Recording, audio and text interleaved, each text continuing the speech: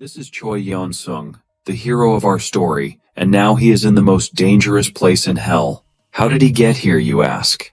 It all started as it always does. A gate opened on Earth and monsters poured in. The Earth needed heroes.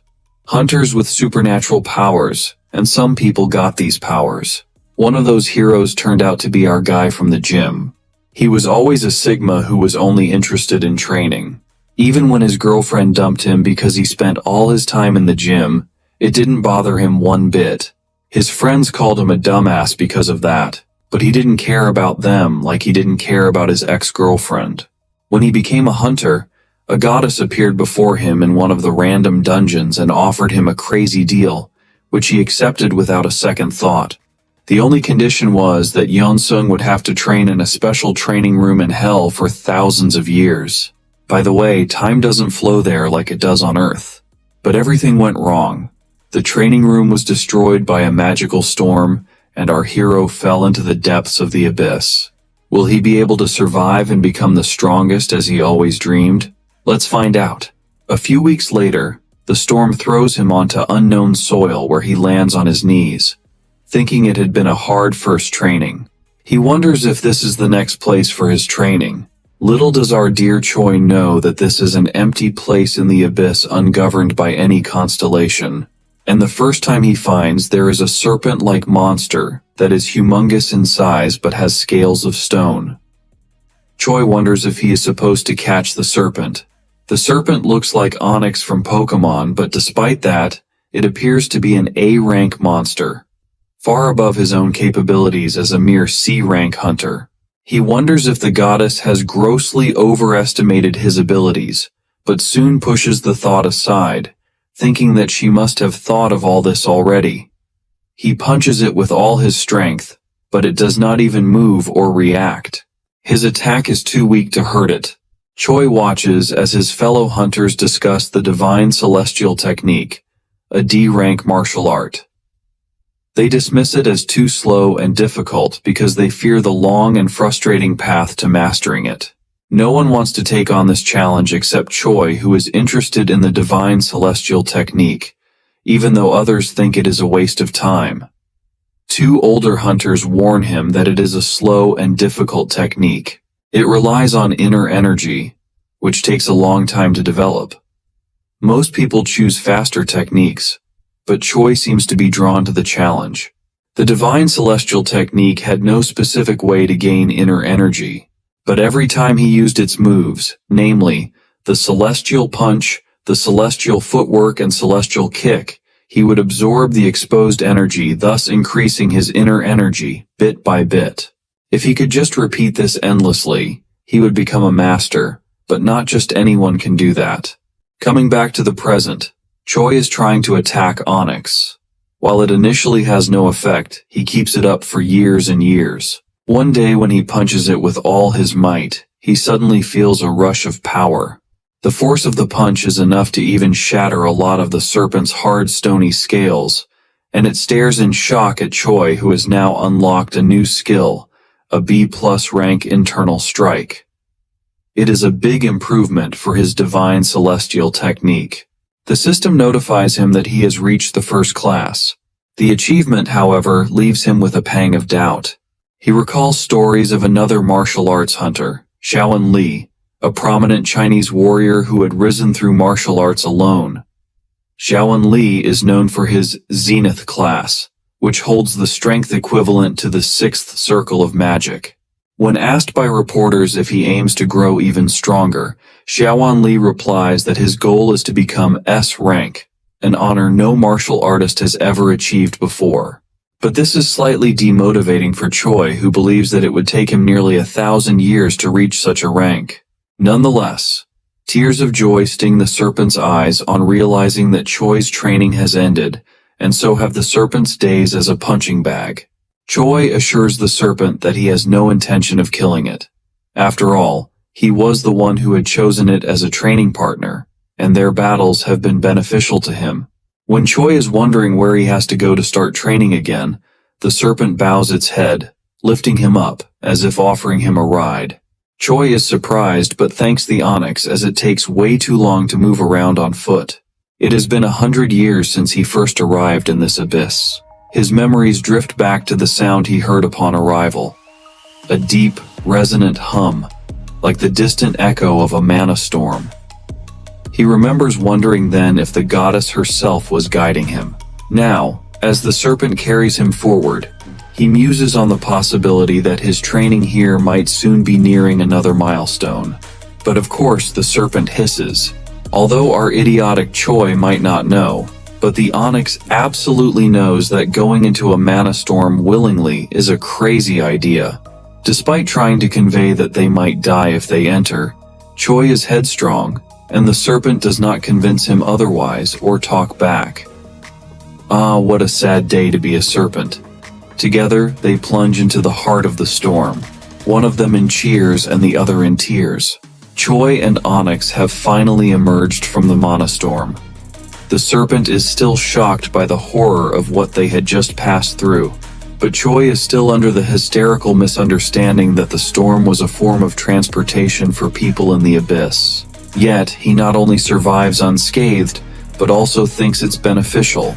After reaching a higher level, he has found that once the mana from the storm enters the body, it gets rid of fatigue and trains it at the same time. Further, he also finds the constellations as pretty amazing to be able to control such power to their will. Only the stone serpent understands the gravity of Choi's misunderstanding. What our boy Choi does not know is that he had barely managed to hold on to his life the first time, and that had luckily prepared his body to not be shredded by the current storm. All of a sudden, Choi wants something to eat, although he does not really feel hungry even after his 100 years fast. Onyx lowers its massive head and offers chunks of its own body to Choi, merely fragments of rock. Well, of course they fell from its body, so it is technically meat too. He wonders if he can really eat it. Onyx starts nudging the rock towards him as Choi wonders if this is payback for the 100 years. However, the sincere look on Onyx's face is evident. Choi smiles and hands it back, saying he cannot eat Onyx no matter how hungry he is. This small action somehow brings up a system prompt saying he has gained a complete understanding of the Great Serpent and has learnt the stone martial arts. With the new skill learnt, Choi could not wait to try them out. He felt strong enough to smash and flip the earth and flexible enough to swim through the air. Although the new technique is interesting, he does not intend to stop using the divine celestial techniques. Every transcendence of his deepens his enlightenment as he looks forward to what the new training exercise will be like. Driven by this desire, he eventually finds himself standing before a vast sea, its waters a shade of unnatural purple. Aware of the danger such an environment poses to a creature of stone, he commands Onyx to remain behind. Choi steels himself and strides into the waves, his body bracing against the oncoming tide, though his defenses soon falter under the unrelenting pressure of the poisoned sea. His divine celestial energy is getting consumed rapidly, and complete depletion of his energy can put his life at risk. Underwater, he even faces dangerous sea creatures that look like overgrown tadpoles. They're attracted to his energy. The water is poisonous, making it hard to breathe. But he sees something glowing in the distance. Perhaps this might be what he needs to clear this stage of his training. On land, Onyx's attention is drawn to ripples and bubbles at the surface of the water, before he is startled by a huge fountain of water shooting up in the air. However, it is just Choi jumping out of the sea. Choi is slightly out of breath as he mutters if that sparkly thing at the bottom was an objective the goddess assigned to him. He does not know how he will manage to pierce a poisoned sea, but his trust in his goddess does not even shake. This idiot finally decides that the only thing to do is to build up his inner strength using the divine celestial techniques. This is not really a very optimal solution. It took a long time. A really long time. Although he felt like he was getting stronger, it had already been 200 years for Choi. Although he knows time flows differently on Earth, this is still taking too long. In his struggle one day, as he is seeing his serpent friend eating rocks again, he is reminded of how he still wishes he could eat like a human.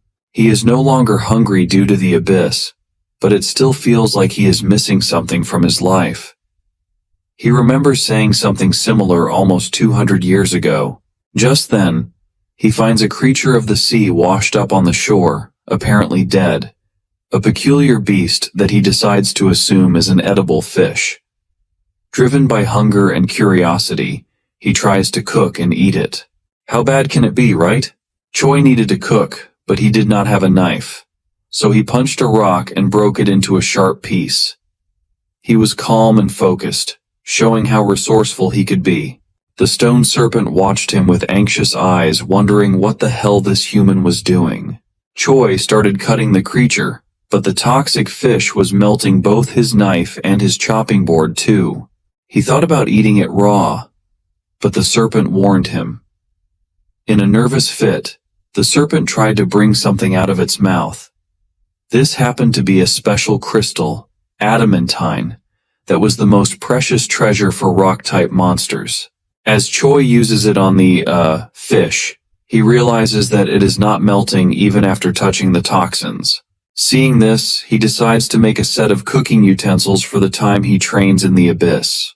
Recalling the words of his clan leader, who had once stressed the importance of finding a hobby, Choi saw that it was useful to develop a hobby. Hunting, preparing, and consuming whatever he could find would help him while strengthening his physical resilience. With the utensils at hand, the most he could make was a raw slice of fish. Choi tried to eat the fish monster, but it was disgusting.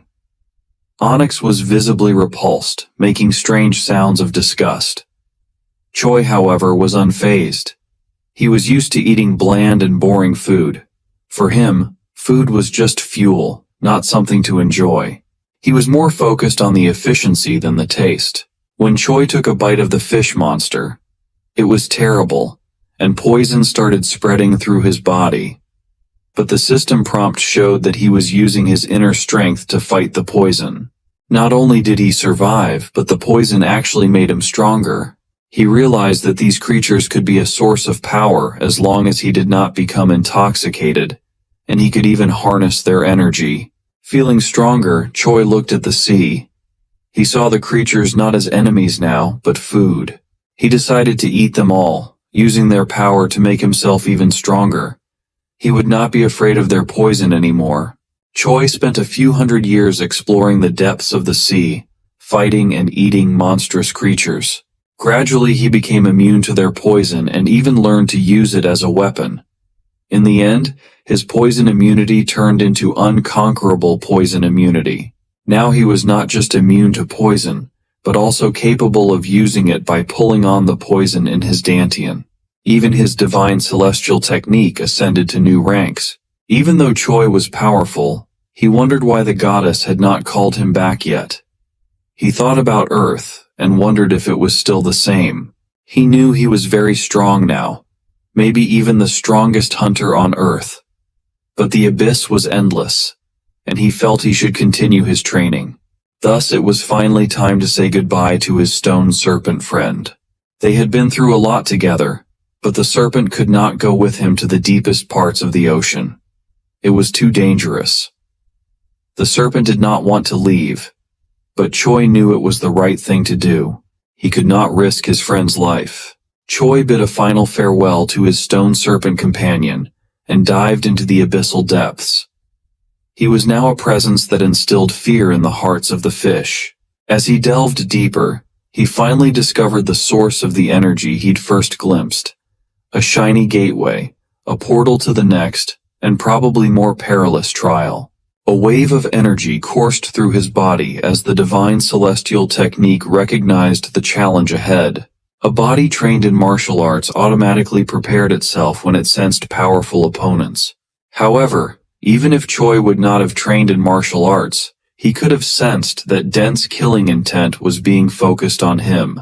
Constellations were beings whose powers equaled almost that of gods.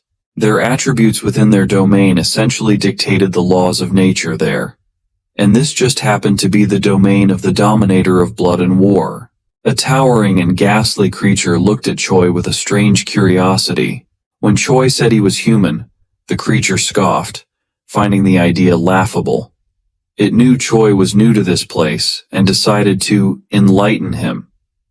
As it spoke, he pulled out a monstrous blade. The creature declared it would behead Choi as a welcome gift, a lesson for the newcomer. But Choi misinterprets this monstrous declaration as part of a brutal training program. In his mind, this entire encounter is some twisted simulation designed to push him to his limits. Readying himself, he harnesses all the energy within him, condensing it into his fist, transforming his ki into a compact and formidable force. But as the blade descends, Choi meets it with his bare hand, his hardened ki clashing with the razor-sharp steel. He counters with a fierce resolve, launching himself upward, landing a powerful kick that sends the creature staggering backwards. The other monsters watched in surprise.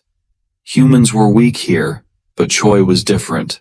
Some whispered in shock, while others readied themselves for battle. Meanwhile, Choi remains unaware of the reality he faces. He thinks this is all just a test set before him. But the monsters misunderstood Choi's stance. They think he is trying to impress the Dominator to gain favor and look down on him, seeing him as weak and unworthy. The monsters attack Choi, eager to tear him apart. But Choi fights back fiercely, his punches and kicks powerful and precise. He moved with grace and speed, dodging and weaving through their attacks. At one point, the monsters even brought dogs with them that looked like some accursed hellhounds. But as Choi fights, he realizes the vastness of the place. Monsters kept appearing, endless waves of them.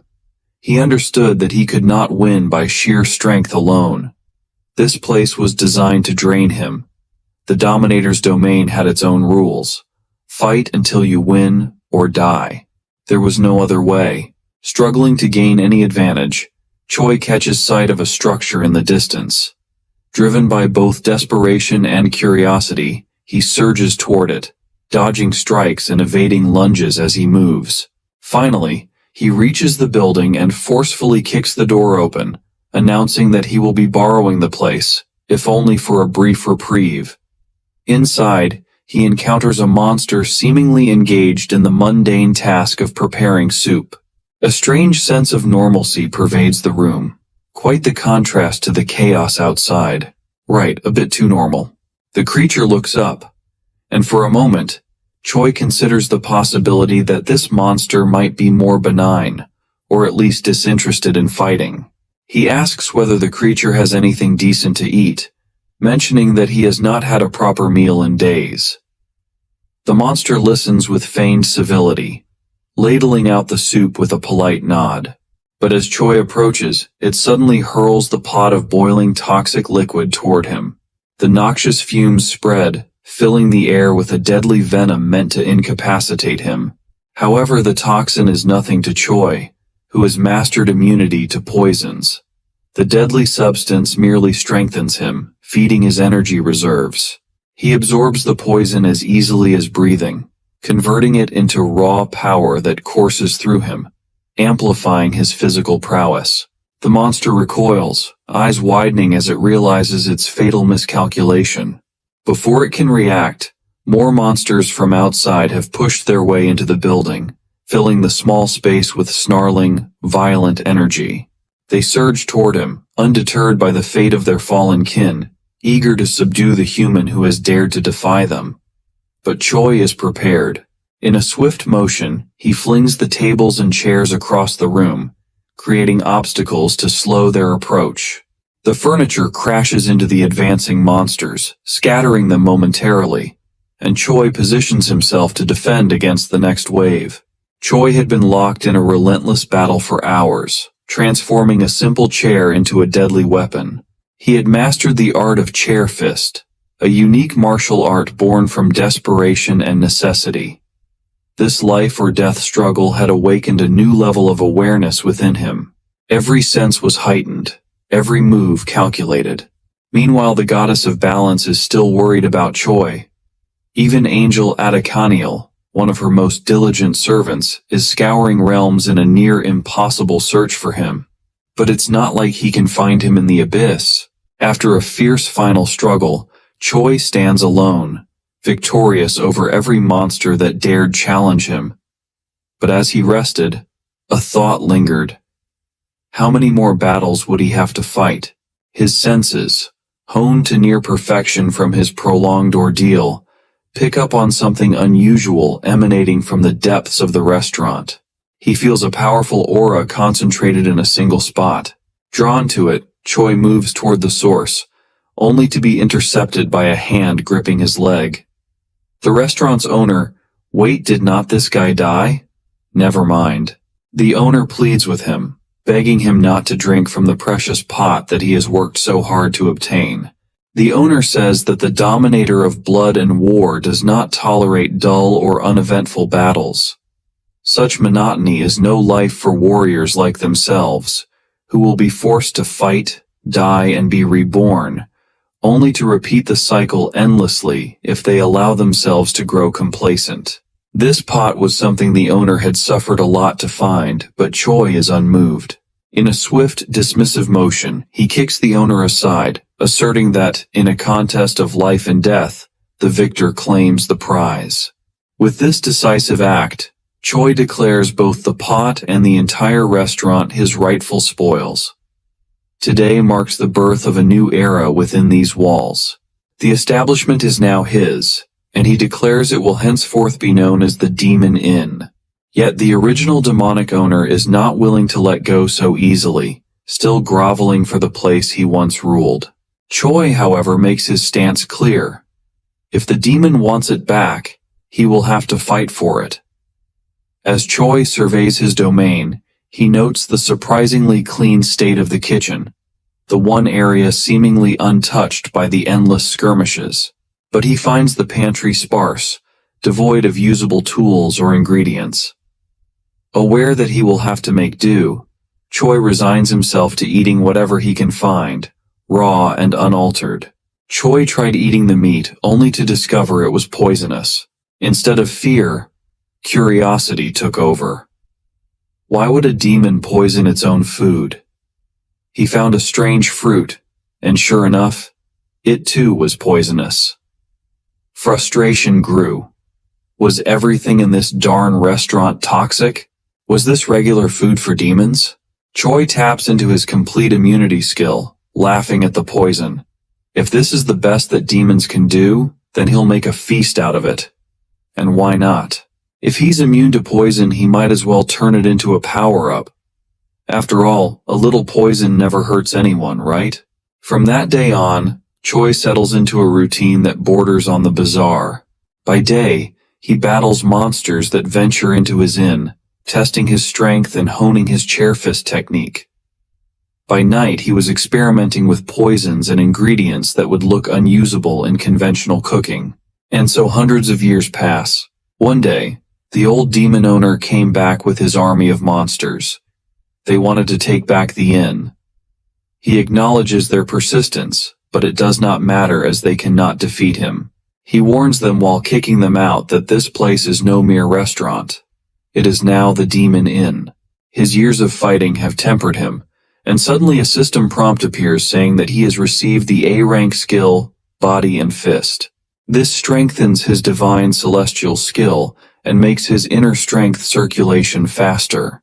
For a martial artist, the Body and Fist technique is a very powerful skill that makes people dozens of times faster and synergizes the body and mind. Many people want to learn it, but very few can. It is a rare and expensive skill, often found in secret scrolls. Choi learned it through hard work and many fights, although even he does not know the exact requirements he had to fulfill for it. But what he does know is that if people on Earth knew about his skill, they would be very jealous. Of course, that's not happening any sooner than him returning to Earth.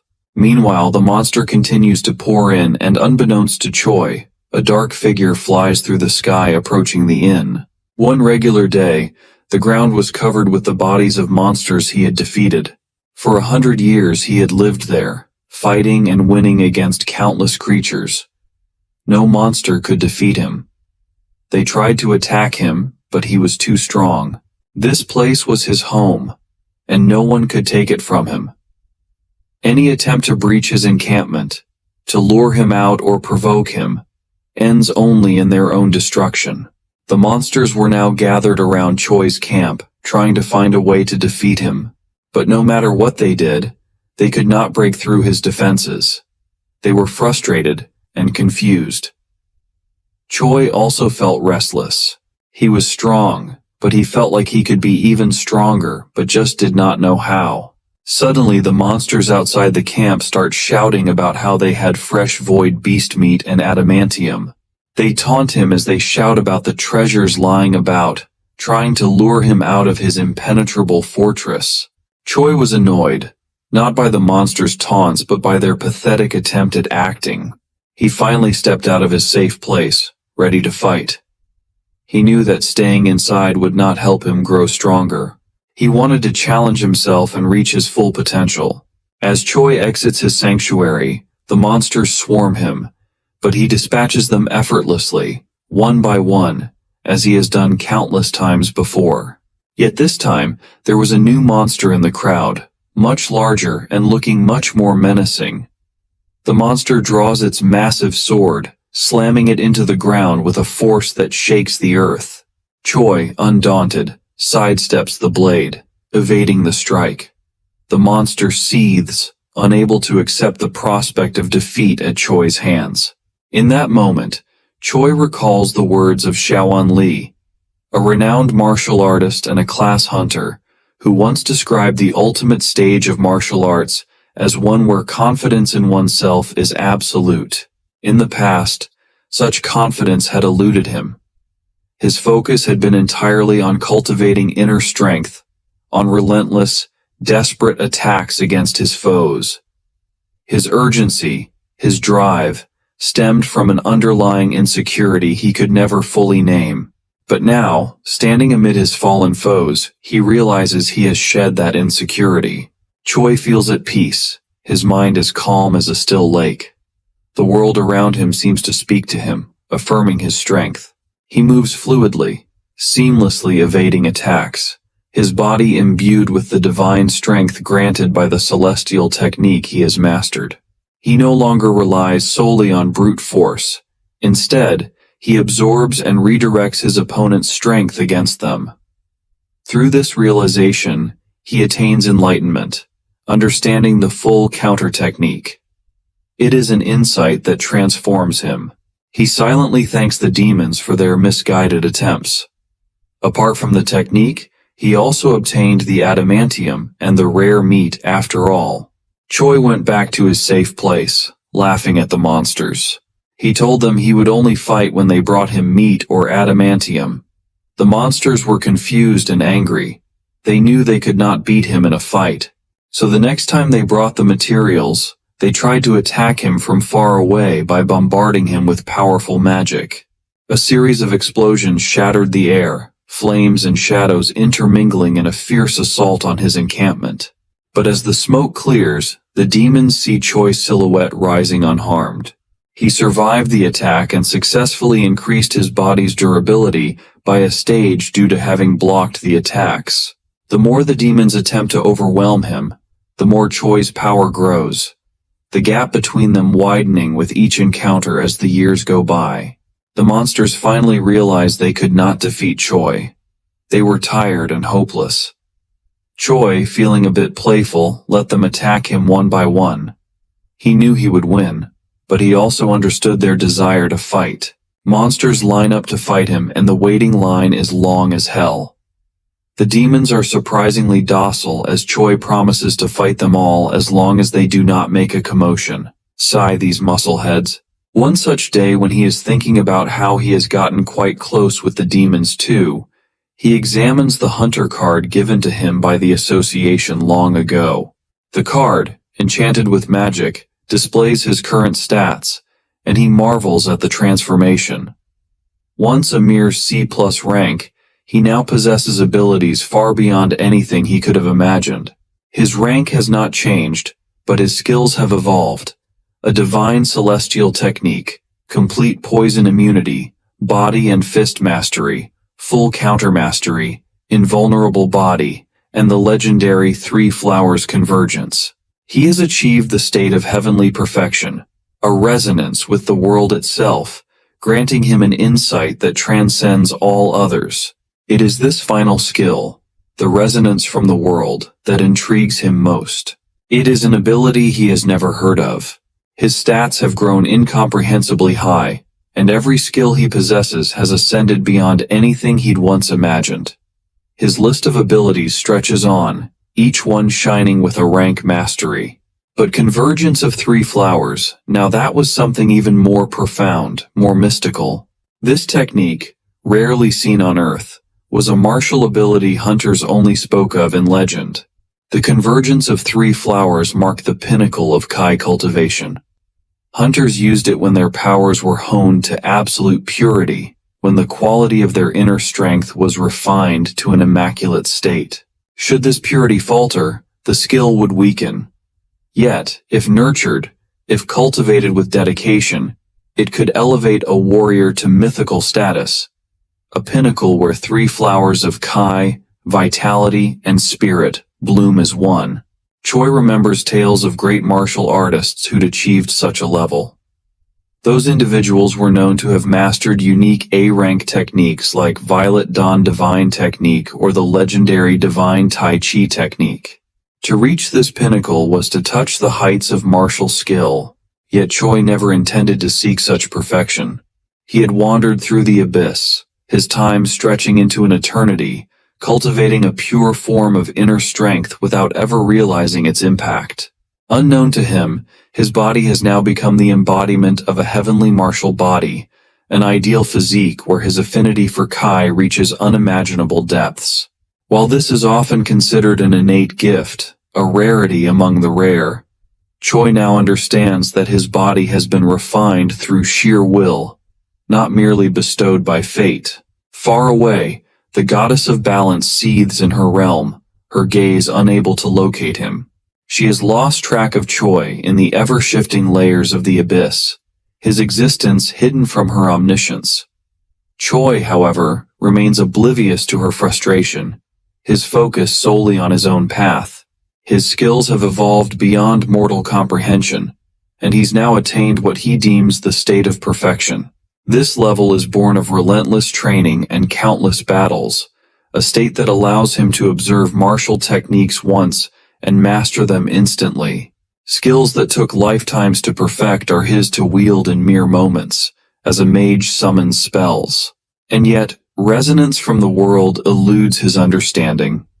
It has no rank, no discernible origin, and no defined limit. Resonance from the universe, as he calls it, feels like a part of something vaster, as though he is approaching a peak of existence. This strange ability implies an alignment with the universe itself, a connection that suggests he is transcending mere humanity. Unaware of the impending consequences, Choi finds himself on the verge of becoming the first human constellation.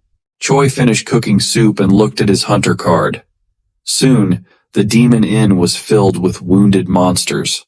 They were amazed by Choi's strength and respected him. Choi served them food with kindness, not as a conqueror, but as a cook. Yet he told the losers to try his experimental food before leaving. They enjoy the taste of his cooking but vow to grow stronger, determined to face him again. For years, Choi has experimented with recipes, refining his skills as a chef regularly. Although one of the losers is happy that his experimental dish turned out good, another spits it out saying not even a pig would eat it. Obviously, he cannot succeed every time. Just then, a demon throws the food on the ground, complaining that he is there to fight and not eat. But the demon does not even realize what has happened before Choi's warmth extends for a punch from far away and completely obliterates the demon's upper body, killing on the spot. The dumb demon should have just told him if he did not want food. Why did he have to throw and waste it? Thus, the time inside the Demon Inn continues with playful bickering and lots of food. As time passes, he earns a new skill, Abyss low-grade cooking, a C-rank ability. Yet, in contrast, his inner strength feels stifled, blocked by the limitations of his current state. His Dantian, the core of his power, has reached its peak capacity, leaving him unable to increase his strength further. Reflecting on this, he realizes that no one remains stronger than him within the confines of his world. The once insurmountable heights he sought to conquer now seem within his grasp. But this creates an unexpected challenge. With no higher reference to guide him, he faces the daunting task of breaking through this barrier alone. He needs a formidable opponent, someone who can push him beyond his limits. But in this place, he has found only monsters who either fear him or revere him as an unbeatable force. A knock echoes through the inn, interrupting his thoughts. A demon enters, and Choi welcomes him, informing him of the news of high-quality meat brought in that day. Yet, as he turns, the monstrous figure standing at the threshold is unfamiliar. This creature exudes a power that is incomparable to those Choi has encountered before, its aura radiating an intense, almost infinite magic. Choi knew this meeting would be important. The creature's power was immense, even greater than Choi's. This would be a new challenge, a chance to grow stronger. This stranger could be the adversary he has sought. Choi offers meat donburi without the rice to the stranger today. Choi, observing from behind the counter, notices immediately the vast aura that engulfs the beast. It is clear that this creature is not only powerful, but possibly even stronger than him. As the monster finishes its meal, it casually produces a massive ingot of adamantium, a precious metal Choi has only heard of in legends. Its size alone is a marvel, far larger than anything Choi has ever seen, and for a moment, he's taken aback by the sight. Curiosity piqued, Choi offers the monster another bowl, sensing that this being might be more than he initially assumed. Yet, the creature declines. Suddenly the demon asks Choi if he is human, to which he responds in the affirmative. The demon bows lightly, introducing itself as Varigos, the first family member of the Dominator of Blood and War. With a prideful bearing, Varigos announces that he is a harbinger, one tasked with spreading his master's will, and has come to deliver an invitation for Choi to join their ranks.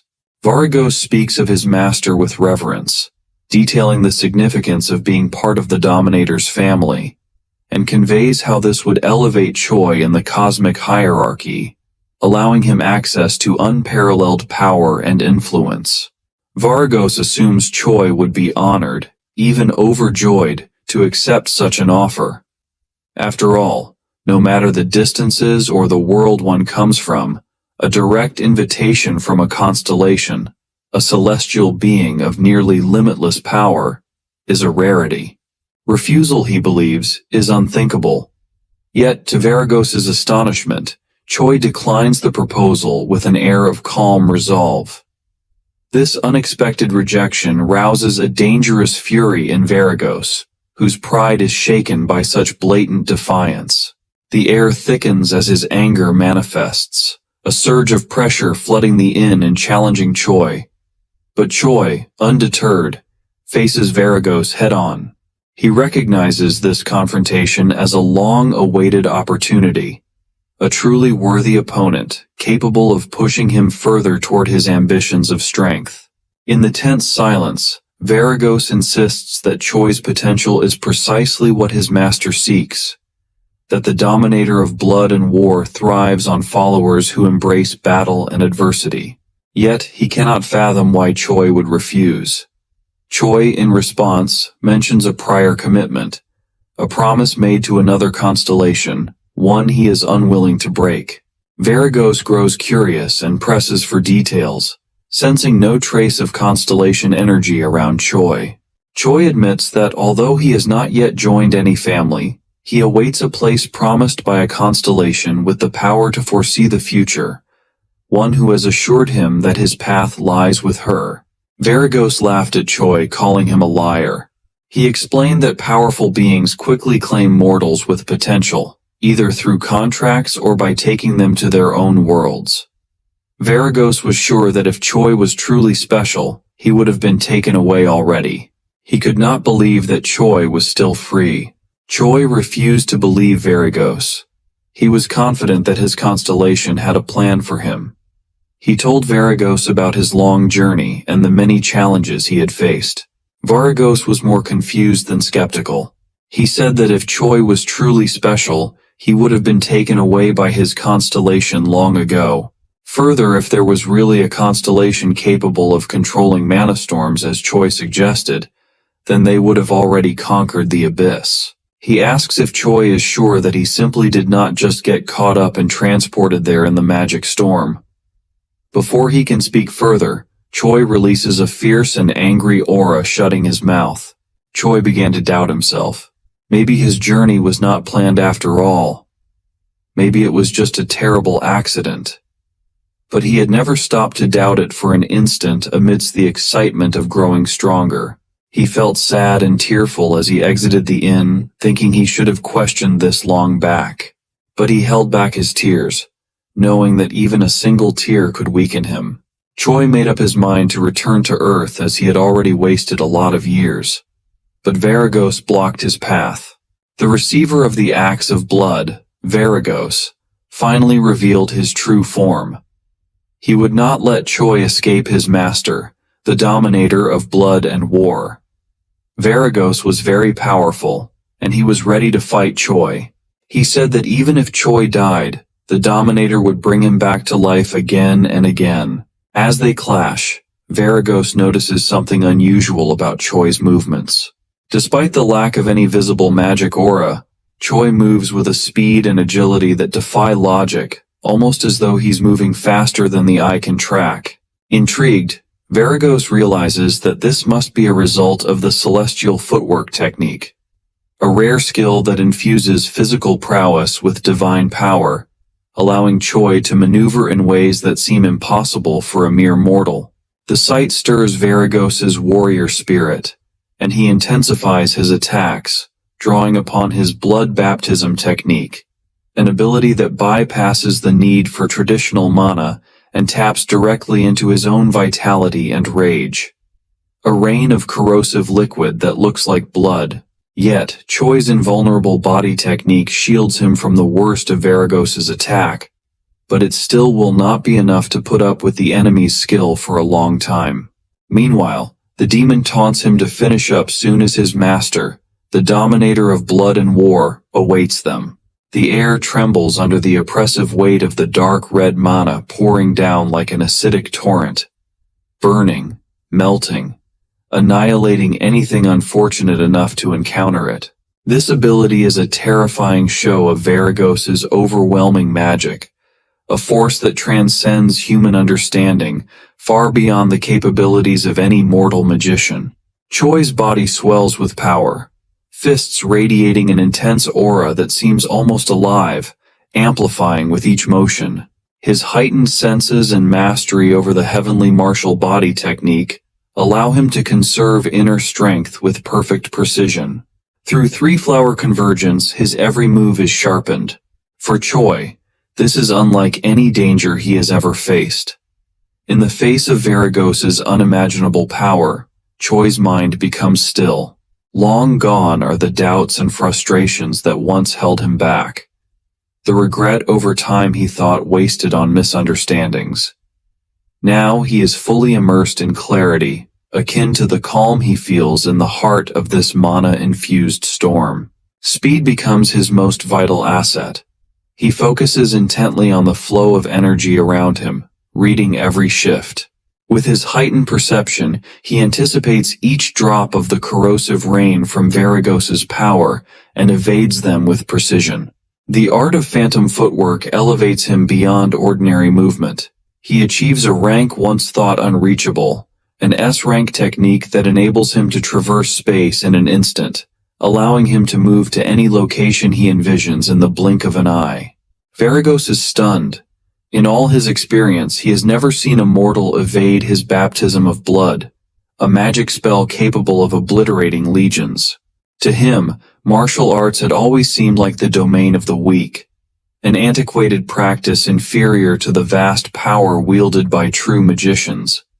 But Choi's skill forces him to reconsider, a grudging respect rising within him. Varigos contemplates the differences between their abilities, acknowledging that magic users command limitless energy by tapping into the boundless mana of their surroundings. Martial artists, in contrast, draw strength solely from their own bodies. Yet, as he observes Choi, Varigos realizes that martial arts had originated not as a path of weakness, but as a means to defy the natural order. He recalls an ancient tale he once heard, a legend from the realm of the constellations. Long ago, in a distant land under a powerful constellation's rule, a group of enslaved individuals incited an uprising, challenging the very laws governing their world. The uprising persisted, fueled by a strange new discipline that did not rely on borrowed power. This technique, this act of defiance, was martial arts, a way of drawing strength from within. If Choi had been a mage, Varigos says, he would already have fallen, his body dissolved by the bloody tide of Varigos's baptism of blood. But Choi's will to resist fuels him, and he advances, fist raised in defiance. Choi's punch lands on Varigos with all the force he can muster, yet the impact is disappointingly ineffective. Varigos smiles darkly, almost mocking, and declares that he has been blessed by the powers of blood. His body surges with newfound energy, and he swings his axe onto the earth that reverberates through the battlefield like a shockwave. The air crackles with pressure, and each magical wave brings Varigos closer to his peak. In Choi, he has found an opponent worthy of his fullest power. Choi fought hard against Varigos, using his amazing speed and power from phantom footwork. But Varigos was protected by a powerful magic shield. He knows he must reach a new level of power to have any chance of victory. Drawing upon his inner strength, he begins to channel his energy, gathering it within himself. This concentrated energy, known as fist ki, is the product of intense focus, a manifestation of Choi's martial essence. But fist ki alone is insufficient. Its limitations have long been evident. However, there exists a way to transcend this boundary, a technique so demanding that only one other martial artist, Xiaowan Li, had managed it centuries ago, even if only for a fleeting moment. This legendary technique, the Ki fortification method, demands an unparalleled reserve of inner strength. It compresses fist ki to a density beyond normal limits, transforming it into a nearly impenetrable force. The sheer power required for this technique makes it almost impractical for most fighters. But Choi has already reached a level far beyond Xiaowan Li's. Summoning every ounce of his energy, he channels it into his fists. Choi gathered all his strength, his body glowing with a fierce energy. With a thunderous step, he launched himself at Varigos, his fist a weapon of pure power. The impact was earth-shattering, and Varigos's magical shield cracked and shattered under the force of Choi's attack. The once seemingly invincible shield of blood magic has finally been destroyed. Likewise, Varigos's master's blessing, the powerful aura that has safeguarded him through countless battles, splinters into fragments. Yet Varigos cannot accept what he sees. Choi, however, knows he is treading dangerous ground. Each of his techniques depletes his inner strength at an unforgiving rate. Yet the battle rages on, with no respite and no forgiveness. A brilliant light, blinding in its purity, fills the vast, dark arena as Choi and Varigos clash. Above, monstrous creatures gather to observe, whispering in awe among themselves. It has been nearly half a year since the conflict began, and still, neither warrior submits. To the audience, Choi's endurance is the stuff of legend. Yet Choi is far from invincible. Gritting his teeth, he channels his inner reserves, pouring his remaining ki into his next attack, a celestial punch imbued with his fist aura. Power surges through him, burning like fire, consuming his energy at an accelerated pace that would drain any ordinary warrior in an instant. In response, he activates the Three Flowers Convergence, a mastery that allows him to draw ki at a rate fast enough to keep pace with his body's demand. Alongside this, His heavenly martial body works in tandem, slowing the consumption, sustaining him even as he feels the limits of his endurance stretched thin. Vargos watches with a darkened gaze, his sneer unmistakable as he senses Choi's efforts. To Vargos, this protracted struggle is nothing more than an inconvenience, a game dragged on too long by a mere mortal. He decides in this moment that the time has come to end this futile exchange. He will crush Choi, erase him entirely, and lay waste to every spark of defiance that dares to rise against him. Vargos calls upon his master's gift, summoning a dark, unholy power that has long lain dormant within him. Flames erupt around him, burning with an intense heat. His strength multiplies infinitely, transforming him into a vessel of pure destruction. His once massive figure shifts, condensing into a compact, swift form that grants him agility, unlike any he has wielded before. Now, with this amplified strength and newfound speed, Vargos moves with an otherworldly swiftness, darting around Choi in blinding arcs, his figure a dark streak against the dim backdrop of the abyss. For Choi, survival becomes an impossible test of endurance. The once impenetrable protection of Choi's body begins to crack under Vargos's relentless onslaught. He feels the familiar weight of Kai depletion, his body teetering on the brink of emptiness.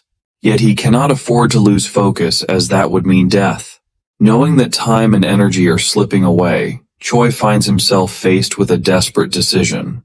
His only choice is to push forward, to sacrifice every last reserve if necessary, to bring this battle to an irrevocable end. From the moment he had entered the abyss, he had never once emptied his inner strength completely.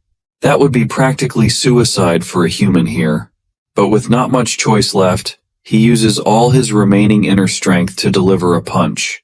Surprisingly, this awakens within himself a new ability, Celestial String, an enhancement that weaves divine energy into his techniques, elevating his combat prowess to unparalleled heights. His divine celestial technique begins to evolve in real time, each strike now pulsing with newfound energy and razor-sharp precision. As Choi's aura expands, Vargos senses a transformation. The thought of this mortal rival ascending, of Choi becoming a new constellation within the abyss, strikes Vargos with a horror he has never known. He cannot allow it. In his master's domain, in this territory he has claimed as his own, the rise of a challenger is an abomination. He watches with mounting fury as Choi's form begins to expand, growing colossal, his presence towering over the abyss like the dawn of some new, unholy god. The restraints that have bound Choi's spirit dissolve, leaving behind only a raw, boundless power. Choi is no longer simply a warrior in the throes of survival. He has become something greater, something transcendent, his inner strength now resonating with the immensity of the cosmos. Within his dantian, a universe of energy pulses, an endless reservoir of power waiting to be unleashed. He has ascended beyond mortal understanding, reaching a rank of strength that defies description. The technique that fortifies his ki achieves an S rank, elevating him to a level of might previously inconceivable. Along with this, he gains an unparalleled ability, subduing the strong and assisting the weak. Choi's celestial fist comes crashing down one final time, obliterating the last vestiges of Vargos's defenses. The Dominator's body, once a vessel of terror, shatters under the impact. The universe, vast and unending, awaits his next command, his next step. Choi stands amidst the aftermath of his battle with Vargos, realizing with a deepening awareness that countless constellations across the universe are watching him. The constellations, each express their interest in their own ways. The cat of lava and magma acknowledges him with a casual wave of its paw. The cardinal of plague and darkness extends an offer of a weapon, a sickle. Pose. Even the bull who stomps at the world bellows its approval. Yet none captures Choi's attention as much as the dominator of blood and war, who looks upon him with anger. The system notifies that he has won the battle and gained power from the universe due to the effects of his self-conquer title. Varigos, despite his own impressive prowess and the bloodshed he conjures, concedes his defeat. With dignity, he acknowledges Choi's potential. He encourages him to grow beyond these small victories, urging him to push his power so far that even the constellations themselves would find it impossible to look down upon him. Varigos speaks with conviction, planting the seed of an idea in Choi's mind, to one day etch his own name among the stars, to become a constellation himself. Choi, stunned by the enormity of such an idea, tries to dismiss it, yet he cannot fully ignore it, for Varigos, a being of vast power, sees something within him, something worthy of such aspirations. As Varigos fades from the scene, promising to meet him again for another contest, Choi feels a stirring within, an unfamiliar pressure building as he contemplates the stares of the watching constellations. He attains a new level of understanding, reaching what he knows to be a zenith, a peak state of being in which he begins to grasp the depth of power that flows from self-mastery. The constellations' gazes bear down upon him, weighty and intense, like 1,000 spears challenging his resolve. Yet Choi feels the temptation they bring. The Cat of Lava and Magma proposes a meeting, and the Cardinal of Plague and Darkness does the same. Yet, for all their invitations, Choi understands that constellations like these rarely move from their thrones. They must be cautious, for in the abyss, competition is fierce. If one constellation loosens its grip over its domain, other ambitious entities would seize it, toppling kingdoms in a single ruthless stroke. Choi begins to understand that the constellations watch him as they would an arena match, their interest akin to spectators of a universal game. They remain distant, yet fully aware, waiting for him to slip, to falter, so they might consume the remnants of his strength for themselves. The Dominator of Blood and War soon reveals his true intent, placing a bounty on Choi's head. Choi faces a relentless barrage of monsters and demons that rise against him, drawn by the bounty and by their own hunger for strength. He has always fought to carve his own path, not to serve the whims of greater beings. He knows that aligning himself with a constellation would only subjugate him, trapping him within their unbreakable bonds. Every moment he's reminded of Varigos's words, urging him to surpass even the highest powers of the abyss, to craft a legend that would echo through eternity. Among the crowd of constellations, each offers him something in exchange for his allegiance. The Cardinal of Plague and Darkness tries to entice him with the ability to unleash plagues, a gift as formidable as it is dangerous. But Choi refuses, aware of the chains hidden within the gift, sparking laughter from the other constellations who mock the Cardinal's desperate offer.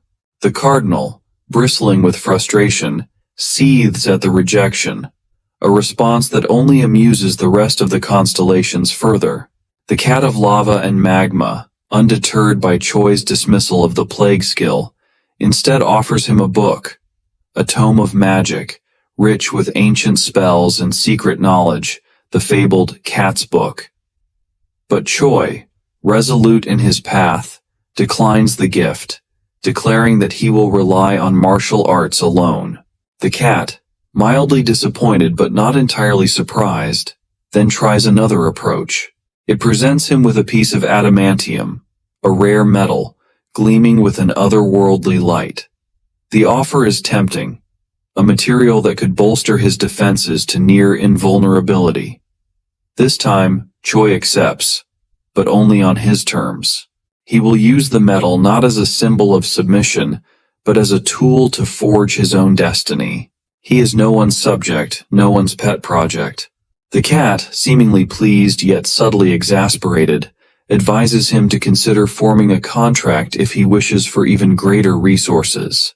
But Choi's voice rings out defiantly, rejecting the notion of submitting himself to any celestial entity. No way in hell is he going to become a lackey after coming such a long way. And for the cat, this hipster remains a hipster. Choi finds himself gazing one last time upon the constellation of the Cat of Lava and Magma. A peculiar sense of finality lingers in the air as he prepares to leave. He wonders where the hell the cat learned words like those.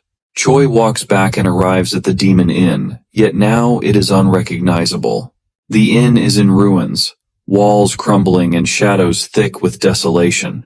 Amid the wreckage of the inn, he searches for a lost piece of adamantium, a part of his past that perhaps does not hold the meaning it once did. He's indifferent now, ignoring the silent taunts from distant stars and the playful remarks of the constellations watching him. He leaves the inn behind, stepping away from all that has once been familiar. Meanwhile, the angel, Atticaniel, wanders in the abyss. Atticaniel's surroundings are bluish and filled with plateau-like flat surfaces that form the ground here. A two-headed leopard-like creature turns its head on being called as Atticaniel asks if they have seen Choi, showing them a hologram of him, and even telling them that a constellation is looking for him. However, the creature is not cooperative but hostile and attempts to confront the angel. But this is useless because Atticaniel's power is overwhelming, his punch throwing the monster aside effortlessly. The monster is daunted by his might. In a rare moment, the angel's voice, resonant and cold, questions the others surrounding them, if they've seen Choi. Even here, the creature's envy and grudges are apparent, and the two-headed creature who got beaten tries to desperately apologize. With a sigh, the angel leaves and the search for Choi continues. Elsewhere, another watcher takes note of the events unfolding. The observer with 100 faces, a constellation of profound perception, ponders Choi's actions from afar. The Demon King of Lambs, intrigued by the unfolding journey, promises a reward for any news of Choi's movements, adding yet another layer of intrigue to the search. The Master of Twisted Hallucinations scoffs, suspecting some hidden motive behind the goddess's actions. As in the mortal world, constellations have their rivalries and ambitions, each curious as to why this angel has ventured beyond its bounds. What secrets might lie in a mere servant's path? The constellations, bound by their cosmic territories, seldom roam freely, limited by the divine constraints that tether them to specific domains. For one like Atticaniel to wander, to seek across boundaries, is an act rarely seen. And like mortals giving donations to streamers, the constellations too can gift their powers to those who catch their interest. Atticaniel, realizing the prying eyes upon him, activates the barrier of the Kots, an arcane skill that shields him from the relentless gaze of the constellations. The observer with 100 faces, watching from a distance, frowns at the sight of the barrier, his frustration apparent. The Master of Twisted Hallucinations too scoffs, bemused by the goddess's cunning in orchestrating such a spectacle. The Demon King of Devious Flames, in a bold offer, promises the skill of Hellfire in exchange for the barrier to be lowered, seeking a glimpse of what lies within. Yet Atticaniel remains resolute, undeterred by their pleas or bribes.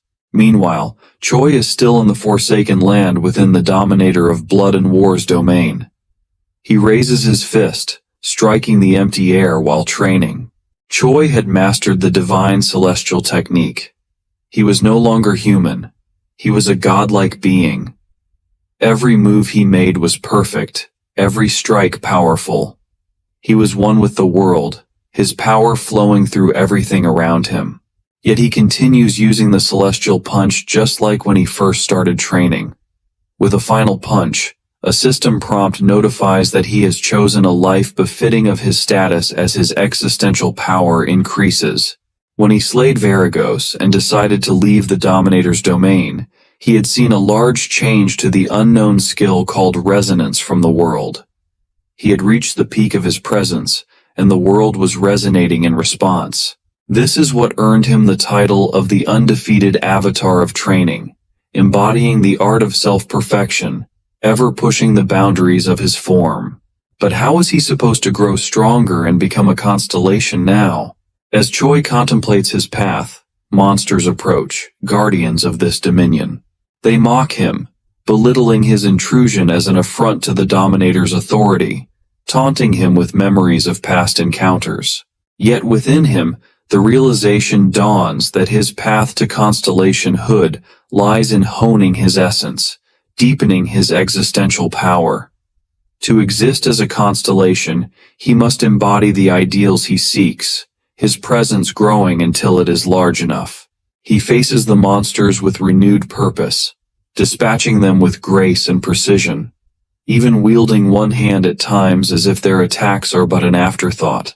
As years pass, he trains tirelessly in the abyss, a place untouched by the constellation's light. His power grows, not only through his inner strength, but through skills born from his confrontations. He gains new abilities, subdue the strong and assist the weak, and self-conqueror, titles that embody his strength. His power of presence swells, an aura that commands and influences. The skill of self-conqueror resonates, showing others the path of inner mastery, a rule unto itself.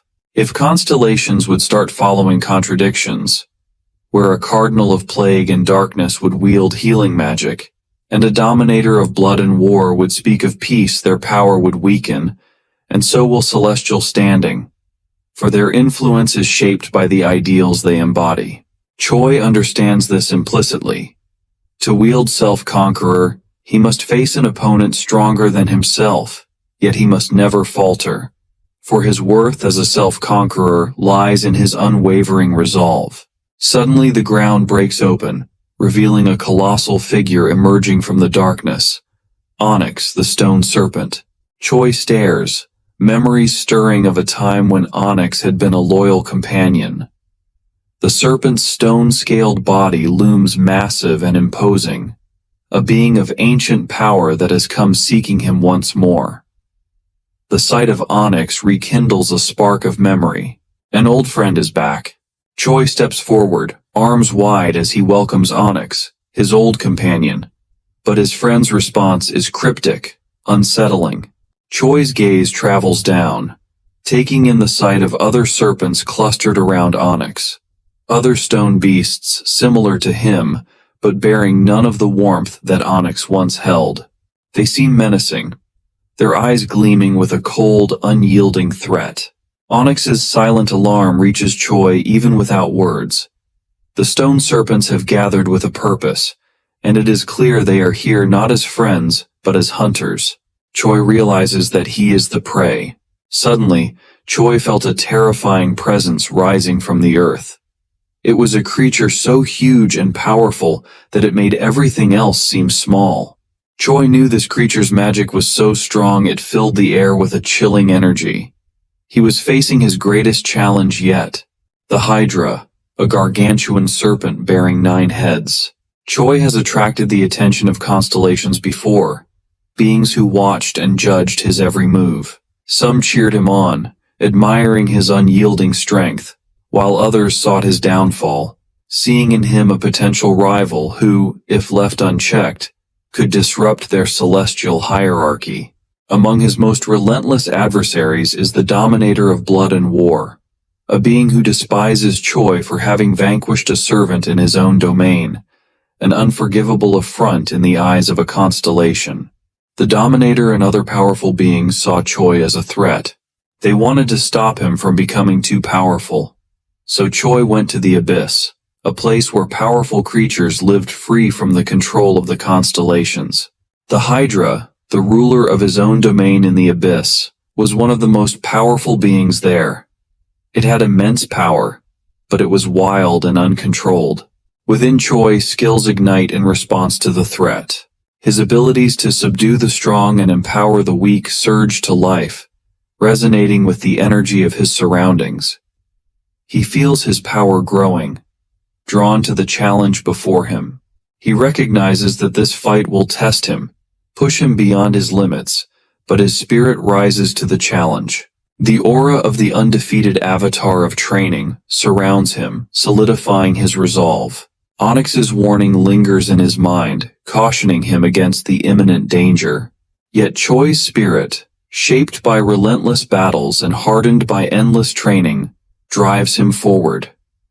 The Hydra seethes with rage, perceiving Choi as a defiler of its domain, an interloper who dared to meddle in matters beyond his grasp. Each of its 9 heads is alive with a malice so intense it could bring lesser beings to their knees. Poison drips from its fangs, potent enough to incapacitate even the constellations. Its breath alone is a death sentence, capable of reducing anything to ashes. Yet Choi remains undeterred, standing firm against the Hydra's seething aura. His past battles in the Dominator's territory have steeled him against such overwhelming killing intent. He has faced warriors with the same chilling gaze, felt the bloodthirst of his opponents clawing at his mind. The Hydra lunges, its jaws snapping down with a force that reverberates through the ground. In one swift movement, Choi slices through one of its heads, the force of his attack leaving a trail of power in its wake. But the Hydra is not so easily vanquished. Its severed head regenerates, emerging anew. The Hydra regards him with a grudging respect, acknowledging his strength yet proclaiming that he will pay dearly for his transgression. The air is thick with the Hydra's venomous aura, each of its movements echoing the endless wrath of a being that has crushed countless heroes before him. The poison in the air is potent, a lethal fog that would kill most opponents upon contact. But Choi endures, fortified by an immunity that shields him from its fatal effects. Yet the Hydra's presence is unlike anything he has ever faced, a constant barrage of power that seems to increase with each moment. The battle takes on a surreal quality as Choi's existential power swells, resonating with the energies of the abyss, feeding off the Hydra's fury and amplifying his resolve. The Hydra attacked Choi's mind, trying to break his spirit. It taunted him, saying it was the strongest creature in the abyss. But Choi resisted the Hydra's mental attack, determined to stay focused. The Hydra lunges again, its head striking with relentless fury, each one bloating up with poison that clouds the entire area. However, when the Hydra thinks that it has defeated Choi, he jumps up through the cloud of poison unharmed. The Hydra's poison is nothing before his immunity, and though his body strains under the force of the Hydra's blows, he endures, his power rising in response to each strike. In the midst of this brutal clash, Choi senses a shift within himself. His battle with the Hydra awakens something deeper. He feels the Hydra's power falter, its once overwhelming force dwindling as his own existential power surges, consuming the Hydra's strength and transforming it into his own. Choi fought the Hydra, cutting off its heads one by one. It would be fair even to call it a one-sided beating. But the Hydra kept regenerating, growing stronger with each attack. Choi realized he needed a new strategy. He could not just keep fighting the same way. He had to find a way to stop the Hydra's regeneration. The Hydra heaves a noxious breath into the air, a cloud of toxic fumes swirling around it. Choi feels the heat and lethality of the fumes even with his invulnerable body skill. Although he trusts in this skill to shield him, he knows its limits. The Hydra's breath surpasses mere physical damage. It is imbued with dark magic, a volatile energy akin to that of Varigos, a powerful magic entity. Yet, Choi knows this creature transcends even Varigos, and his usual defenses might not hold if he is caught within its poison's full force. Undeterred, Choi activates Celestial Footwork, an advanced skill that enhances his speed. He moves deftly between the bursts of poison. He pushes himself harder, seeking an elusive swiftness that might give him the advantage he needs to exploit any brief openings in the Hydra's assault. As he strives to reach an even greater speed, he notices something strange. The frequency and pace of the Hydra's breaths are slowing. It feels as though time itself is bending to Choi's will, allowing him to anticipate and evade the poison clouds with uncanny precision. This phenomenon cannot be explained by Choi's martial arts alone, nor by any of his magical skills. His newfound agility defies reason, surpassing his previous limitations. Realization dawns on him that he has tapped into an existential power, a force beyond physical abilities or acquired skills. It is a manifestation of his very being, allowing him to alter reality, to make time itself bend and fluctuate in accordance with his desires. With every movement, every strike, this power flows through him, aligning the world to his will. Driven by this awakening, Choi launches himself toward the Hydra, severing its heads with precision and decisiveness. The Hydra regenerates, its heads reappearing, more furious and tenacious with each resurgence. Choi understands now that this existential power is what grants the constellations their dominion over the abyss. Those beings, ancient and transcendent, use this same force to carve kingdoms from the abyss's chaos, bestowing blessings and powers upon those they choose. It is a power rooted in the core of one's existence, bound only by the wielder's will and strength. With enough existential force, a constellation can reshape reality itself, much as Choi does now in battle. He channels every ounce of this power into his attacks, transcending his limitations to match and overwhelm the Hydra's relentless regeneration. Yet, the Hydra's soul is formidable, an enormous presence backed by an indomitable will. Choi's existential power may alter reality, but it cannot yet bend the Hydra's will to submission. The creature's hatred is palpable, its fury only intensifying as it watches its heads being severed time and again. It snarls, vowing vengeance with each regeneration. However, Choi has no desire to control the Hydra. Instead, he turns his existential power inward, focusing it upon himself. His fortified ki, infused with this existential energy, transforms his weapon into a blade capable of piercing the Hydra's scales, striking deep enough to halt its ability to heal. He forces himself to remain calm, a critical element of his training. In this battle, losing focus could be fatal. Steadfastly, he cuts deeper into the Hydra's flesh, exploiting his newfound power to target the root of its regenerative abilities.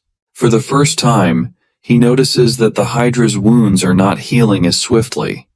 His attacks have found a vulnerability within its seemingly invincible body. The Hydra realizes this as well, the pain and horror of its predicament evident in its frantic eyes. It roars, recoiling, and makes a desperate attempt to flee, its once unstoppable regeneration slowing to a near halt. Its 9 heads argue amongst themselves. Some heads insist on standing their ground, unwilling to bear the humiliation of retreat. Yet others, sensing the severity of Choi's newfound strength, argue that survival must come first. Never in their countless years of existence has the Hydra faced such an unyielding foe. Pride clashes with self-preservation, but the creature's instincts push it toward survival, knowing that one misstep against Choi could mean its end. Choi seizes this moment, his foot striking with renewed ferocity. One by one, the heads fall, severed with such precision and force that they cannot regenerate. His existential power surges in response to his accomplishment, as if resonating with the universe itself. Onyx, his companion, and others who witness this battle stand in stunned silence. The blood, imbued with a fraction of the Hydra's own essence, flows into Choi, merging with his own life force, and granting him an A+ skill in undying regeneration. Choi stands amidst the remains of a battle, his gaze fixed on the slain Hydra before him. He remembers a time when he'd scoff at such abilities of regeneration and such, dismissing them as unnecessary for a martial artist. Yet here he stands, his hunter cards filled with all manner of extraordinary skills, proof of how far he's transcended his past life as a hunter. Those cards now mean little. He has surpassed the life of a mortal, pursuing instead the path of a constellation, an entity of legend and mystery. Nearby, the stone serpent Onyx and his family call out to him, though Onyx seems hesitant, as if unsure of who he's become. It has been thousands of years since they last met. Choi observes Onyx with equal amazement, noticing the subtle yet undeniable changes. Onyx too has grown, surrounded now by his own kin. Choi smiles, feeling both pride and a strange nostalgia. He notices the corpse of the Hydra, a prize beyond value, and he asks if Onyx would like any part of it. Meat, leather, bones, anything that might be useful. Onyx hesitates, concerned about the Hydra's toxic body. The very air around the corpse is thick with poisonous fumes, making even approaching it a perilous task. But Choi, undeterred, begins cutting through the Hydra's flesh, segment by segment, heedless of the danger. Onyx, with a shiver of respect and unease, instructs the younger serpents to avert their eyes from the grisly sight. The spectacle leaves them in awe. Choi carves through the Hydra with high precision. Once Choi finishes, he realizes the Hydra's body is far too vast to carry. He thus decides to consume as much of it as he can here. Seeing his predicament, Onyx steps forward and hands Choi a necklace, an artifact imbued with unique power. As the system notifies, it is an invaluable dimensional pocket. This artifact, a gift from Onyx and his family for saving them, has the capacity to hold the Hydra's massive corpse. Grateful, Choi accepts it, astonished at the thought of how many treasures he can now carry within it. He begins filling the pocket with the Hydra's rare bones, its robust leather, and potent minerals, understanding their potential for crafting legendary items. His mind races with possibilities. He could forge weapons or armor of unrivaled durability with the Hydra's materials, perhaps even create culinary tools to aid his passion for cooking. He recalls a piece of adamantium he's gathered previously, a metal of unparalleled hardness. Combined with the orichalcum that Onyx gifts him, an equally rare metal exuding pure magic, Choi envisions crafting specialized utensils, an adamantium frying pan and cutting board, a set of orichalcum knives. The thought of using such divine tools exhilarates him. Choi felt a change within himself. He could now understand the language of the universe, sensing the power flowing around him.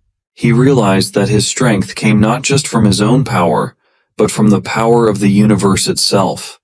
With every follower he gained, his power grew stronger. He felt invincible, a god among mortals. Onyx watches Choi and tries to explain to his doubtful children that although Choi looks kinda cuckoo, he is a good person. Meanwhile, Choi finds there's still much Hydra meat left, too much to take in the pocket's limited capacity. Rather than leave it behind, Choi decides to cook and consume it here. He recalls his years managing the Demon Inn, where his culinary skill reached an exalted level, and he eagerly accepts the challenge of preparing the Hydra meat. Handling the Hydra is no ordinary task. This creature refused the path of a constellation, an ancient entity that thrived in the abyss, and its body holds as much venom as power. Unprocessed, it would poison anyone who dared consume it. Yet Choi relishes the challenge, skillfully cleansing the meat of its toxins and carefully slicing it with his improvised orichalcum tools. Choi offered some meat to Onyx, the stone serpent. Onyx was hesitant at first, but Choi encouraged him to try. Onyx was amazed by the taste of the meat. It was delicious and full of energy. The other serpents also tried the meat and loved it. They were surprised that it was not poisonous. They realized Choi was a master of food and a powerful warrior. Choi was happy to see the serpents enjoying the food. He would never harm his friends. The serpents were grateful to Choi. They saw him as a hero and a leader. They were loyal to him.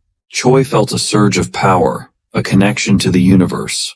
In this moment, Choi understands why constellations covet followers so fiercely.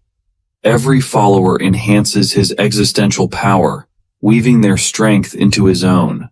The serpent's devotion strengthens his resolve and sharpens his understanding of the universe's power dynamics. He realizes why so many constellations focus their gaze on Earth. The planet, with its billions of souls, represents a boundless reservoir of faith and existential power. Any constellation that could claim Earth would wield influence enough to sway the tides of the abyss itself. With this realization, Choi feels an urgency rise within him. He knows he must find a way back to Earth before the prophecy of the goddesses is fulfilled. In a quiet, dimly lit space, Choi sits alone, reflecting on his journey and the path that lies ahead. His solitude is soon interrupted as Onyx, his stone serpent companion, appears before him. Observing Onyx closely, Choi notices an unusual sight. The serpent's normally lean, muscular body seems to have bloated. A flicker of concern crosses his mind as he wonders if Onyx has consumed something harmful. He recalls common warnings about foods deadly to animals, like chocolate for dogs or green onions for cats. The thought lingers. Could Hydra meat have an adverse effect on creatures like Onyx? He muses that, while Onyx has always devoured anything offered with eager abandon, certain foods might still be beyond his capacity to safely digest. Onyx, however, dismisses these worries with unyielding confidence, asserting that no substance can truly harm him. For Onyx, all things are edible, each taste bringing some unique experience or benefit. Choi admires his companion's resilience, but recognizes that his own journey cannot be delayed here. His goal of becoming a constellation, a being of celestial renown, is not something he can afford to compromise. This sense of purpose, the unwavering consistency within him, he knows is what the goddess recognized when she first chose him. As they move forward, Onyx leads Choi into another realm, the air tinged with subtle magical waves, an eerie pulsing of energy surrounding them. Onyx, in a rare moment of caution, begins etching symbols onto the ground. The shapes gradually reveal a creature's outline, one that stirs memories of demons Choi has encountered. Onyx tries to convey a warning, though his fragmented instinctual language makes it difficult for Choi to decipher. The creature Onyx depicts appears dangerous. Especially its face is a warning that it should not be underestimated. Choi's experience battling demons has left him weary of the supernatural, and he wonders what new monstrosity could await him here. He's tired of demons, having fought countless battles in blood-stained realms before, but if another foe is indeed lurking, he resolves to be ready. With a leap, he goes through the portal and lands on a flat floor. The skill he calls Subdue the Strong and Assist the Weak seems to gain new layers, sharpening as he senses the challenge before him. With his power heightened, Choi feels a rush of excitement. Servants of the constellation approach him, curious and reverent. They recognize him as the undefeated avatar of training, paying respects that are both earnest and cautious. They had been expecting him, an exalted visitor who might someday attain constellated status. Choi feels a flicker of pride, but he is aware of the latent dangers that underlie such attention. The servants speak of their master's wish to meet him, their tones both deferential and foreboding. One servant, a nightmare incubus, tries to cast an enchantment, weaving a spell that would normally ensnare weaker beings. Choi feels the spell attempting to penetrate his defenses, but the divine technique he's honed shields him. He senses that the servants are not malicious. They merely lack control over their powers. The incubus acknowledges Choi's resilience, humbling herself by calling him Great Constellation. For a moment, he allows himself to be softened by their kind words. Such kindness, rare in the abyss, warms him in a way he had not anticipated. But he remains cautious and asks the servant if she's ever heard of Earth. She appears startled, mentioning that she has only heard rumors of it being a realm teeming with countless souls, a treasure of power if any constellation could control it. Choi dismisses her assumption that he seeks Earth for domination. He harbors no intention of enslaving his home. He desires only to protect it, a motivation that, here in this realm, feels dangerously idealistic. As they press deeper into the territory, Choi notices a shift in the servants' demeanor. Despite their nightmare nature, they are innocent and earnest in their admiration. They are not inherently evil. Suddenly, there was a commotion.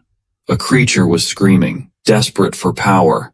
The other servants were trying to calm it down, warning it about the consequences of its actions. Choi was interested. He saw a bit of himself in the creature, its endless hunger for power. Choi was curious about the creature's problem.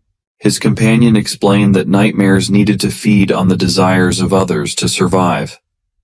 Choi, who only cared about training, did not understand. His desire was simple and pure, unlike the complex desires of the nightmare.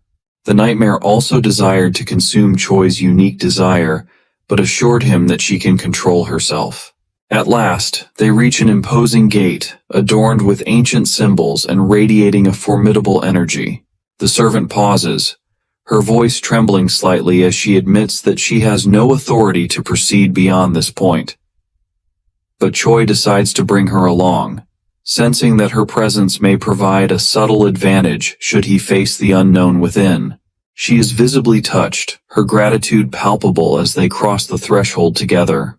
This is the first time anyone has offered to include her in something greater. However, as they enter the room, Choi is blinded by the pink and yellowish light coming from within. However, the servant who guided him here is lying flat on the ground, sound asleep. What greets him is a young girl who is none other than the constellation of dreams and greed herself. Her ethereal voice speaks softly yet clearly, whispering that Choi has been the cause of recent disturbances rippling through the entire abyss.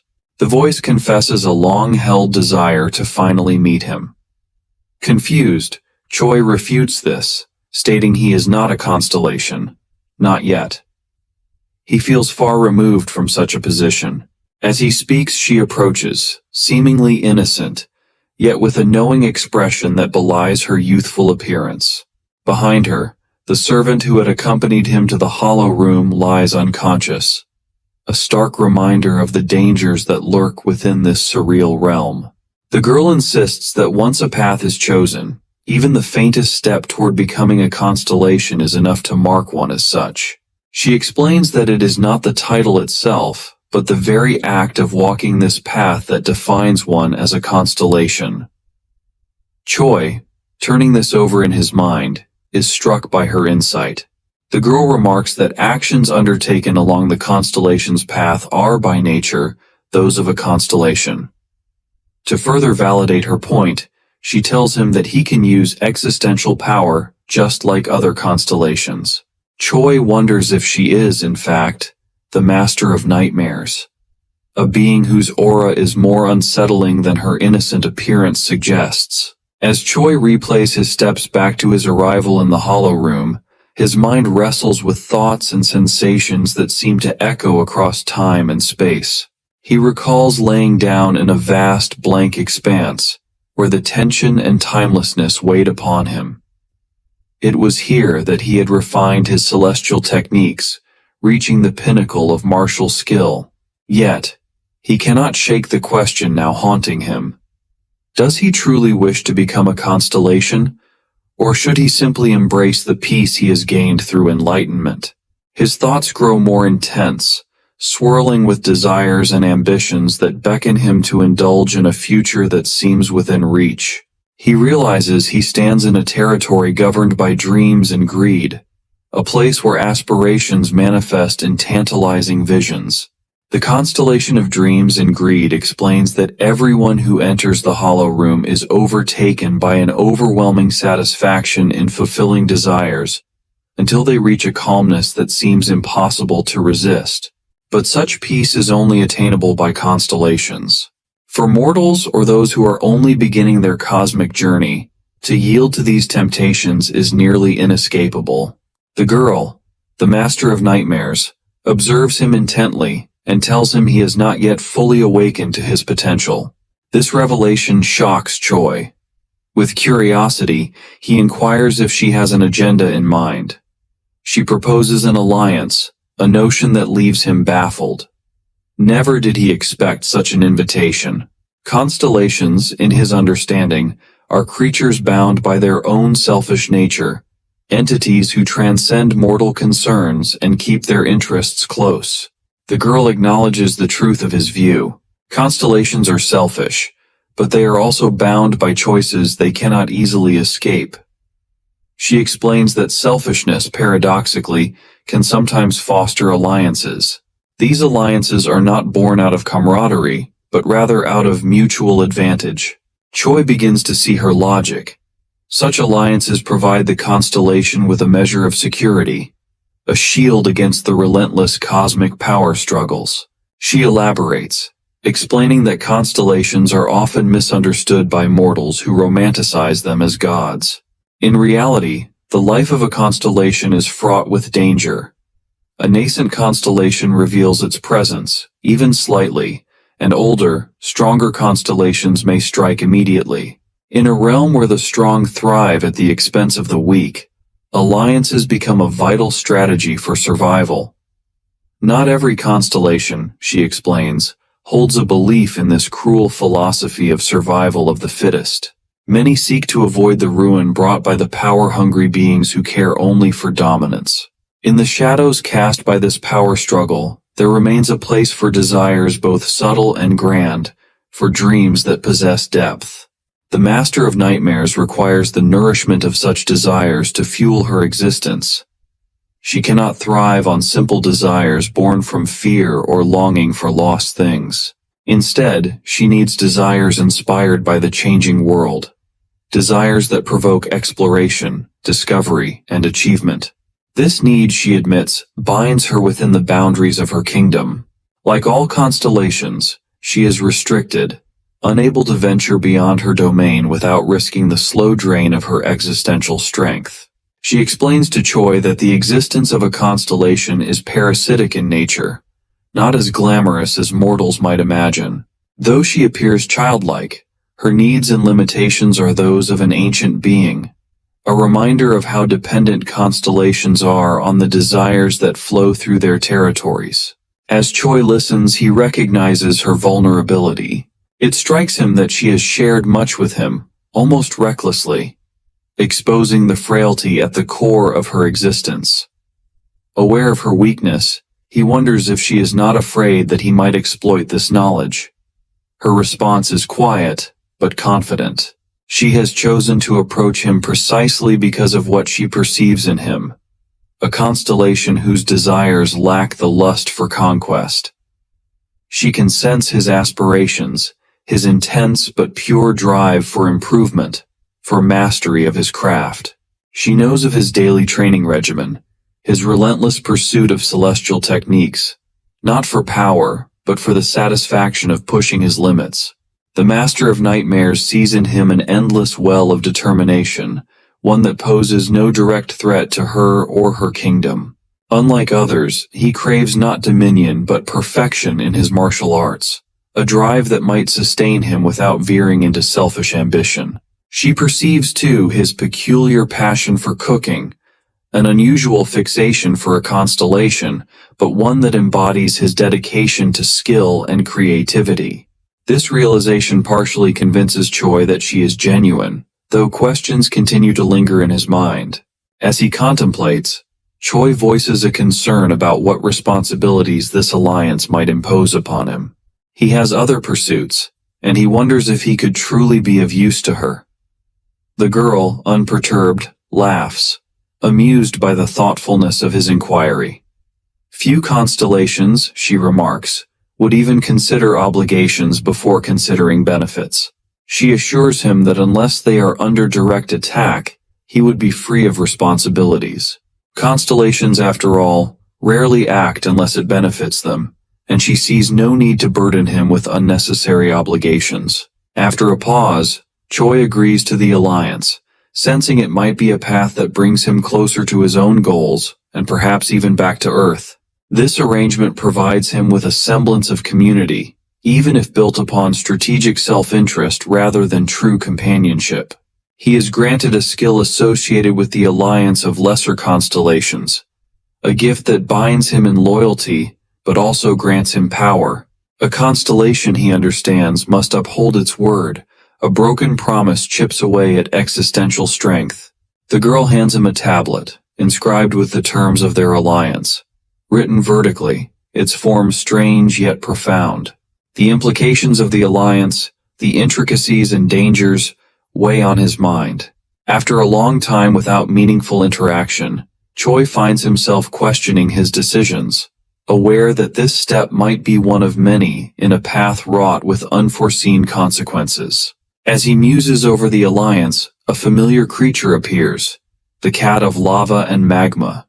The cat regards him with a look that seems both welcoming and mocking. It raises a paw, reminding him of its earlier temptations, urging him to serve rather than forge his path. With an air of disdain, it chastises him for joining an alliance of weaker constellations, subtly goading him toward ambition and power. This coalition of lesser-known, often underestimated constellations is a place of mutual aid and shared strength, existing apart from the more established and mighty celestial figures. Through the subtle hum of telepathic communication, the cat constellation welcomes him warmly, almost playfully, into their circle. It uses an almost sarcastic tone, conveying its message from mere inches away, yet refraining from physical words. Choi notes the familiarity of it all, thinking to himself how, in human terms, this meeting of the allied constellations feels like a Zoom meeting, a virtual gathering of minds rather than bodies. He ponders if the higher, more influential constellations must conduct their meetings in the same way. Choi discovers that the alliance has only 2 of these constellations currently. He raises an eyebrow, wondering aloud, though silently, if that is all. The cat, perceiving his doubts, reacts swiftly, its telepathic tone sharpening as it half-jokingly threatens to withhold the gift it has prepared for him. It mentions how it is aware of Choi's recent pursuits in gathering precious metals like adamantium and orichalcum, and offers to aid him with its renowned blacksmithing skills. The cat speaks with the confidence of one who has shaped the very essence of weapons within the depths of the abyss, offering to forge Choi something of exceptional power, a weapon worthy of his accomplishments, if he formally joins their alliance. Choi, taken aback by the unexpected generosity, admits he had not considered receiving a gift for joining. He replies that he has not yet amassed enough orichalcum but would like to make a request once he's gathered more of the rare material. The cat constellation tilts its head in puzzlement, inquiring if the other constellation, the embodiment of dreams and greed, had not already gifted him something. The cat remarks how smoothly Choi's induction into the alliance had gone, how he had agreed even before the topic of gifts came up. Choi can sense the cat's amusement, the faint, mocking laughter emanating from its presence, as if it were chuckling at the foolish constellation it considers Choi to be. Choi brushes off the implication, casually remarking that he could leave the alliance at any time if he wished. The cat's mirth halts momentarily, then it dismisses his words as a jest, sensing the seriousness in Choi's voice but opting not to challenge it.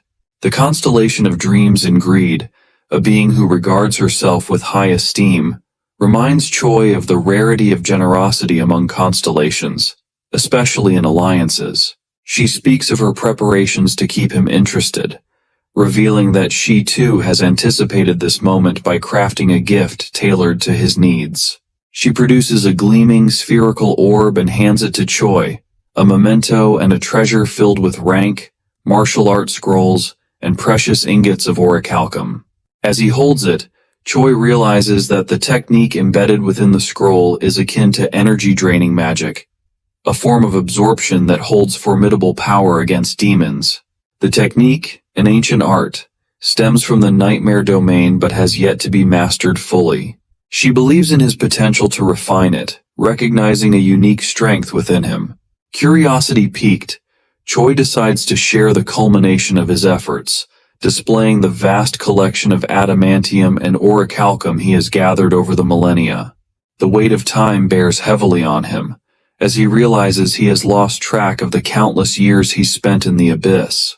The sight of his amassed trove fills him with a quiet satisfaction, a reminder of the purpose he has carried since his first encounter with adamantium, to create the most resilient and versatile cooking utensils, a chopping board and frying pan forged to withstand any ingredient, any flame in this desolate realm. The cat stares, uncomprehending, as Choi explains his vision. Initially, it offers to craft grandiose weapons for him. A sword of orichalcum, a shield of adamantium, masterpieces befitting a warrior of his stature. When he declines, it suggests a mighty axe or suit of armor, though noting that the adamantium supply might fall short for a full suit. Choi, unwavering, insists that he wants only utensils, a chopping board and frying pan of adamantium, and dishes and silverware crafted from orichalcum. The cat hesitates, processing the absurdity of this request, wondering if Choi is mocking it. Yet, his tone is serious, and it realizes that he genuinely seeks this peculiar outcome. Flustered, it mutters under its breath, feeling a pang of embarrassment at the thought of creating culinary tools in place of weapons of legend.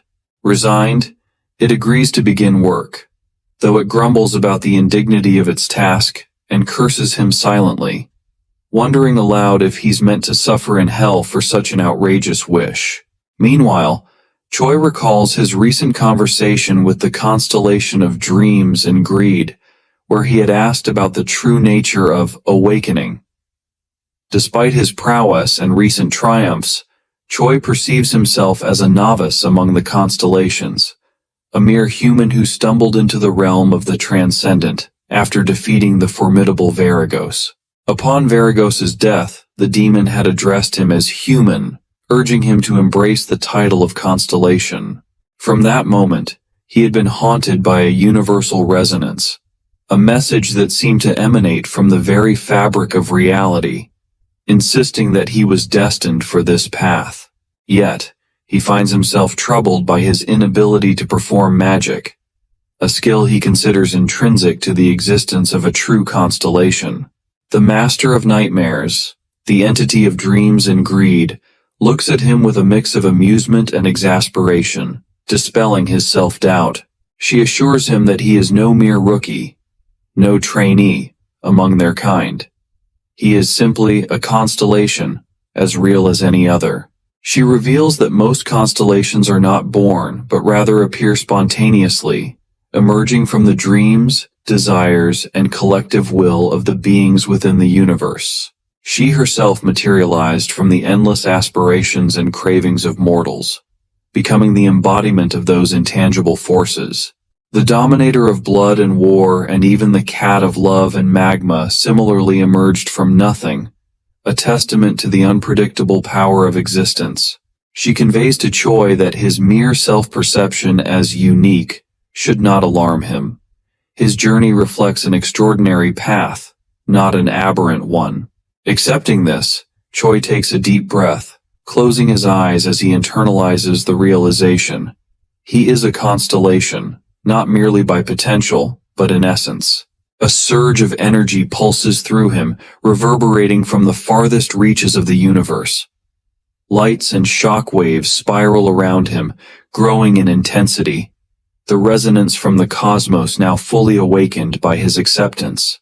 His transformation is instantaneous and profound.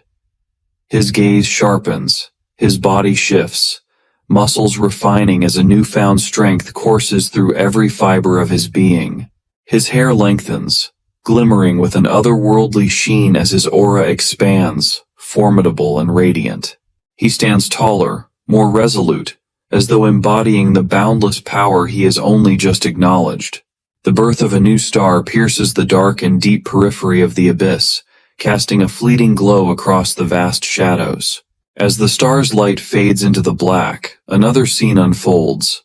A fierce battle between Adicaniel and a monstrous entity from the abyss.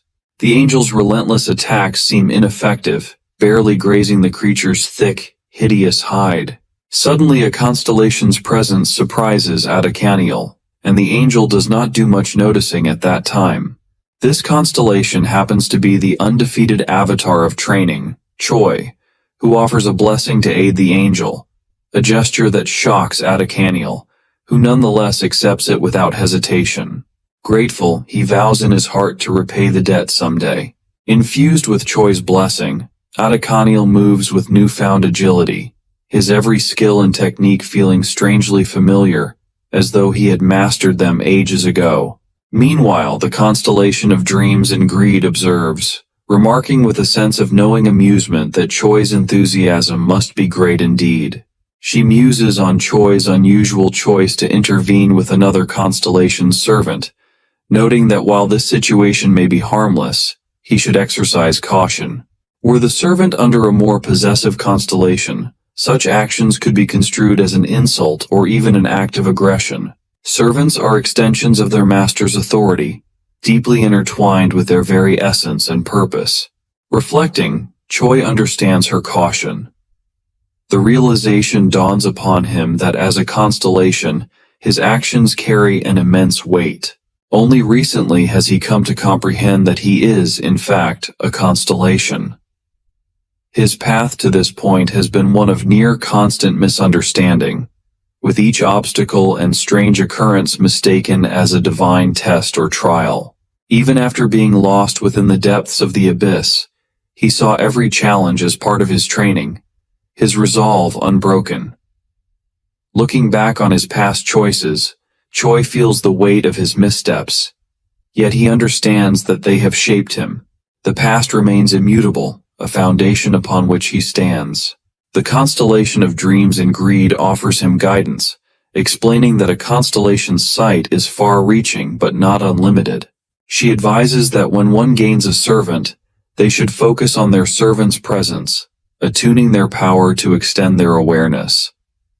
Choi realizes that, had he not pursued his own path, he would likely have ended up as someone else's servant. Now, through his authority, he can perceive his ally Onyx, the stone serpent, and his kin. It dawns on him that his existential power can expand his perception, allowing him a broader view. Yet, he also notes the inherent limits. Even constellations cannot exceed the bounds of their own capacity, no matter how vast. Conserving power is futile, for existential energy naturally replenishes itself, but expanding beyond their own limits remains impossible. Constellations, he realizes, often use their servants to explore and navigate the unknowns of the infinite abyss, relying on the shared perceptions of allies to understand this expansive realm. Allies grant their sight to one another, building a network of shared visions and knowledge.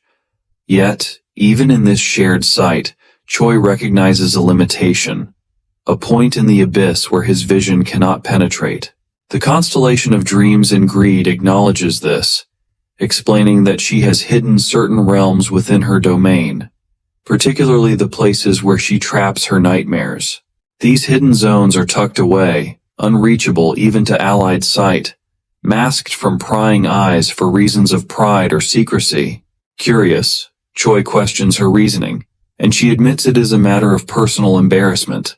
His servant Arnie was specifically chosen to guide him here, selected for his rare ability to control his desires. In a realm where nightmares often succumb to temptation, Arnie's discipline is a rare virtue. Before Choi departs, the constellation of dreams and greed offers a parting sentiment, finding it refreshing to encounter a constellation capable of expressing gratitude. She acknowledges his journey as a newly born constellation, and advises him to proceed carefully, warning him against unnecessary fights with other constellations. In battles between constellations, the outcome is often decided by the number of servants one commands, as greater numbers bestow greater existential power. Choi ponders the existence of another sky beyond this one, an even higher realm. The position he occupies now, despite his years of relentless training, is merely the starting line, the precipice of the abyss of constellations. He asks if the constellation of dreams and greed knows anything about Earth, his place of origin. She admits only to having heard of it, a distant planet beyond the abyss, teeming with followers. Prominent constellations wait eagerly for the gate to Earth to open, viewing it as a rich ground for expanding their domains. The mention of Earth surprises her when Choi reveals his origin. To her, the very idea that a connection already exists between Earth and the abyss is astonishing. She imagines chaos unleashed on a vulnerable world, yet Choi assures her that nothing seems amiss. Life on Earth remains strangely normal. He realizes that constellations are not yet waging open conflict over Earth. Instead, they bide their time, waiting for the right moment, wary of tipping the balance and inviting rivals to seize control. Earth's potential as a domain has not gone unnoticed, and each constellation seeks to cultivate followers, rather than risk draining power in senseless skirmishes. The constellation of Dreams and Greed observes that Choi is fortunate. His neighboring constellations are benevolent, for if they had been aggressive or malicious, they would have likely attempted to subjugate him without hesitation, regardless of the risks. She voices a sentiment shared by many. The notion of leaving a home planet at the mercy of an unfamiliar constellation is unnerving. If a constellation were to claim Earth and its souls as servants, the benefits would be immense. Choi contemplates this, absorbing the implications of their conversation. Raising his hands, waves of energy radiate outward. His hair, grown long during his transformation, are now cut down by him with his bare hands. The constellation of Dreams and Greed regards him thoughtfully, asking if he intends to return to Earth, if he can truly hold on to his mortal self now that he is a constellation. Choi considers this, aware of the symbolic weight of his decision. To him, his long hair is an obstacle to his discipline and training. This single mundane aspect of his form reminds him of who he was. The constellation of Dreams and Greed asks if he is planning to return to Earth and offers him a piece of advice. Revealing himself as a constellation in the vicinity of Earth would be a reckless move, especially with neighboring constellations constantly observing and vying for influence. Even the most benevolent constellations, who seem to act out of goodwill, possess an underlying competitiveness and a distrust toward new contenders. If they perceive him as a threat, especially if he seems to encroach upon souls they already view as their own, they would not hesitate to turn against him. Their power far surpasses his, tenfold over, and regardless of their nature, they harbor a deep-seated fear that he could steal what they believe is rightfully theirs. She understands the risks well, advising Choi to hide his powers, to conceal the identity that marks him as a being of Earth's origin. Her caution is clear. If other constellations discover that an Earth-born star has returned, it will inevitably upset the balance, forcing the rest of the constellations into an unwilling contest. This would expose him to attention he cannot afford, and stir conflicts that no alliance could hope to quell. Instead, she advises that he work quietly, blending into the fabric of Earth's humanity, seeking followers and worshippers in a subtle manner. By nurturing loyalty and admiration, Choi can slowly attract individuals whose souls willingly align with his essence, seeking his blessings. Only then, when the constellations of Earth are too late to notice his presence, will he have established a base of worship that no one could dispute. Choi feels a complex mixture of excitement and unease. He has never envisioned himself as a figure of fame or worship. In his mind, all paths in life are of equal value. But his companion, this constellation of Dreams and Greed, tells him that his goal cannot be achieved by modest actions alone. She knows he needs the charisma of a celebrity, the allure that makes mortals gravitate toward him. For Choi, it is an unfamiliar concept. He never desired fame, and the notion of becoming a public figure feels like stepping into a world far removed from his own. Yet, part of him understands this necessary transformation. There is one particular constellation on Earth who knows of Choi's past, a fact that complicates his plans further. His companion suggests that they consider allying with this constellation. Adding another to their alliance, even a small one, could prove invaluable. When she questions how he came to know this constellation, Choi hesitates, reluctant to delve into the complexities of his past. Eventually, however, he gives in, relaying the story as plainly as he can. He recounts the strange meeting with the goddess of balance, a mysterious figure who guided him into the depths of the abyss. His companion listens, unimpressed by his narrative, dismissing it as retarded. She had, it seems, heard tales of this goddess of balance before, and her dismissive response brings a touch of self-doubt to Choi. It is clear that foresight, even in a place as chaotic as the abyss, is a rare and often mistrusted gift. Those who possess it can glimpse shadows of the future, but without a keen mind to interpret these visions, they risk becoming little more than a burden. She warns him against relying on such visions and cautions him against recruiting constellations who lack the wisdom to wield foresight effectively. Their discussion is interrupted by the cat of lava and magma. The cat reminds them that now is not the time for pickiness. They need allies, regardless of their strengths or faults, if they hope to stand against the dark constellations that threaten them all. Choi considers this advice carefully. He knows that alliances come with risks, and yet, the prospect of forming a coalition appeals to him. The goddess of balance, an elusive figure in his life, remains a potential but unconfirmed ally. He cannot gauge her reaction to his newfound identity, nor does he know how to contact her. When he asks if either of his companions have heard of the goddess's whereabouts, they respond with indifference.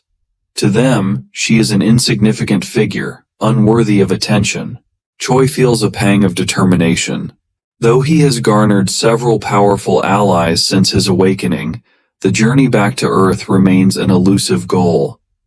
He realizes that finding his path will require relentless searching, but the goddess of balance might offer him a clue. If he encounters constellations who know her, they might help bridge the gap, drawing him closer to Earth and, ultimately, his purpose. Later, Aruni comes at his command and escorts him around the territory. When asked about his plans to return to Earth, Choi explains that he must wait for a unique piece of equipment. The cat of lava and magma is forging it, and Choi has no choice but to remain until the process is complete. The servant nods, understanding the magnitude of such craftsmanship. If the cat's skill is anything to judge by, the equipment will be legendary, perfectly tailored to Choi's powers. As they walk, the servant asks where he would like to go next. Choi requests to see a place known as the Well of Enlightenment, a forbidden training ground designed to test the limits of one's desires. After a short walk, they arrive in an old run-down room. He learns that many nightmares have attempted to train here, only to lose their minds under its intense trials. The well, deceptively simple in appearance, demands a person to lift a bucket of water from its depths. But the water's weight mirrors the strength of the desires harbored within the person attempting the task. Even the most focused meditation cannot ease this weight, which presses down relentlessly, increasing as one's desires intensify. Choi steps forward, gripping the rope attached to the bucket. He pulls, feeling the weight of his own ambitions, memories, and longings bearing down on him. As he struggles, voices echo from the well, whispering temptations and regrets, calling him to abandon his powers and return to Earth.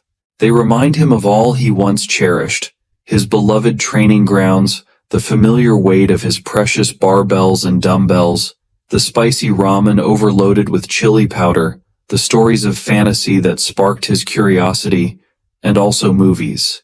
Images of his old life unfold before him, each memory sharper and more vivid than the last. He feels the familiar touch of his past love, her hand resting gently in his. They had parted on uncertain terms, never truly hating each other, and the allure of a fresh start pulled at him, offering peace if only he would release the rope. From afar, his companions, the constellation of dreams and greed and the cat of lava and magma, watch in silent concern. They recognize that even Choi, the undefeated avatar of training, faces a formidable challenge.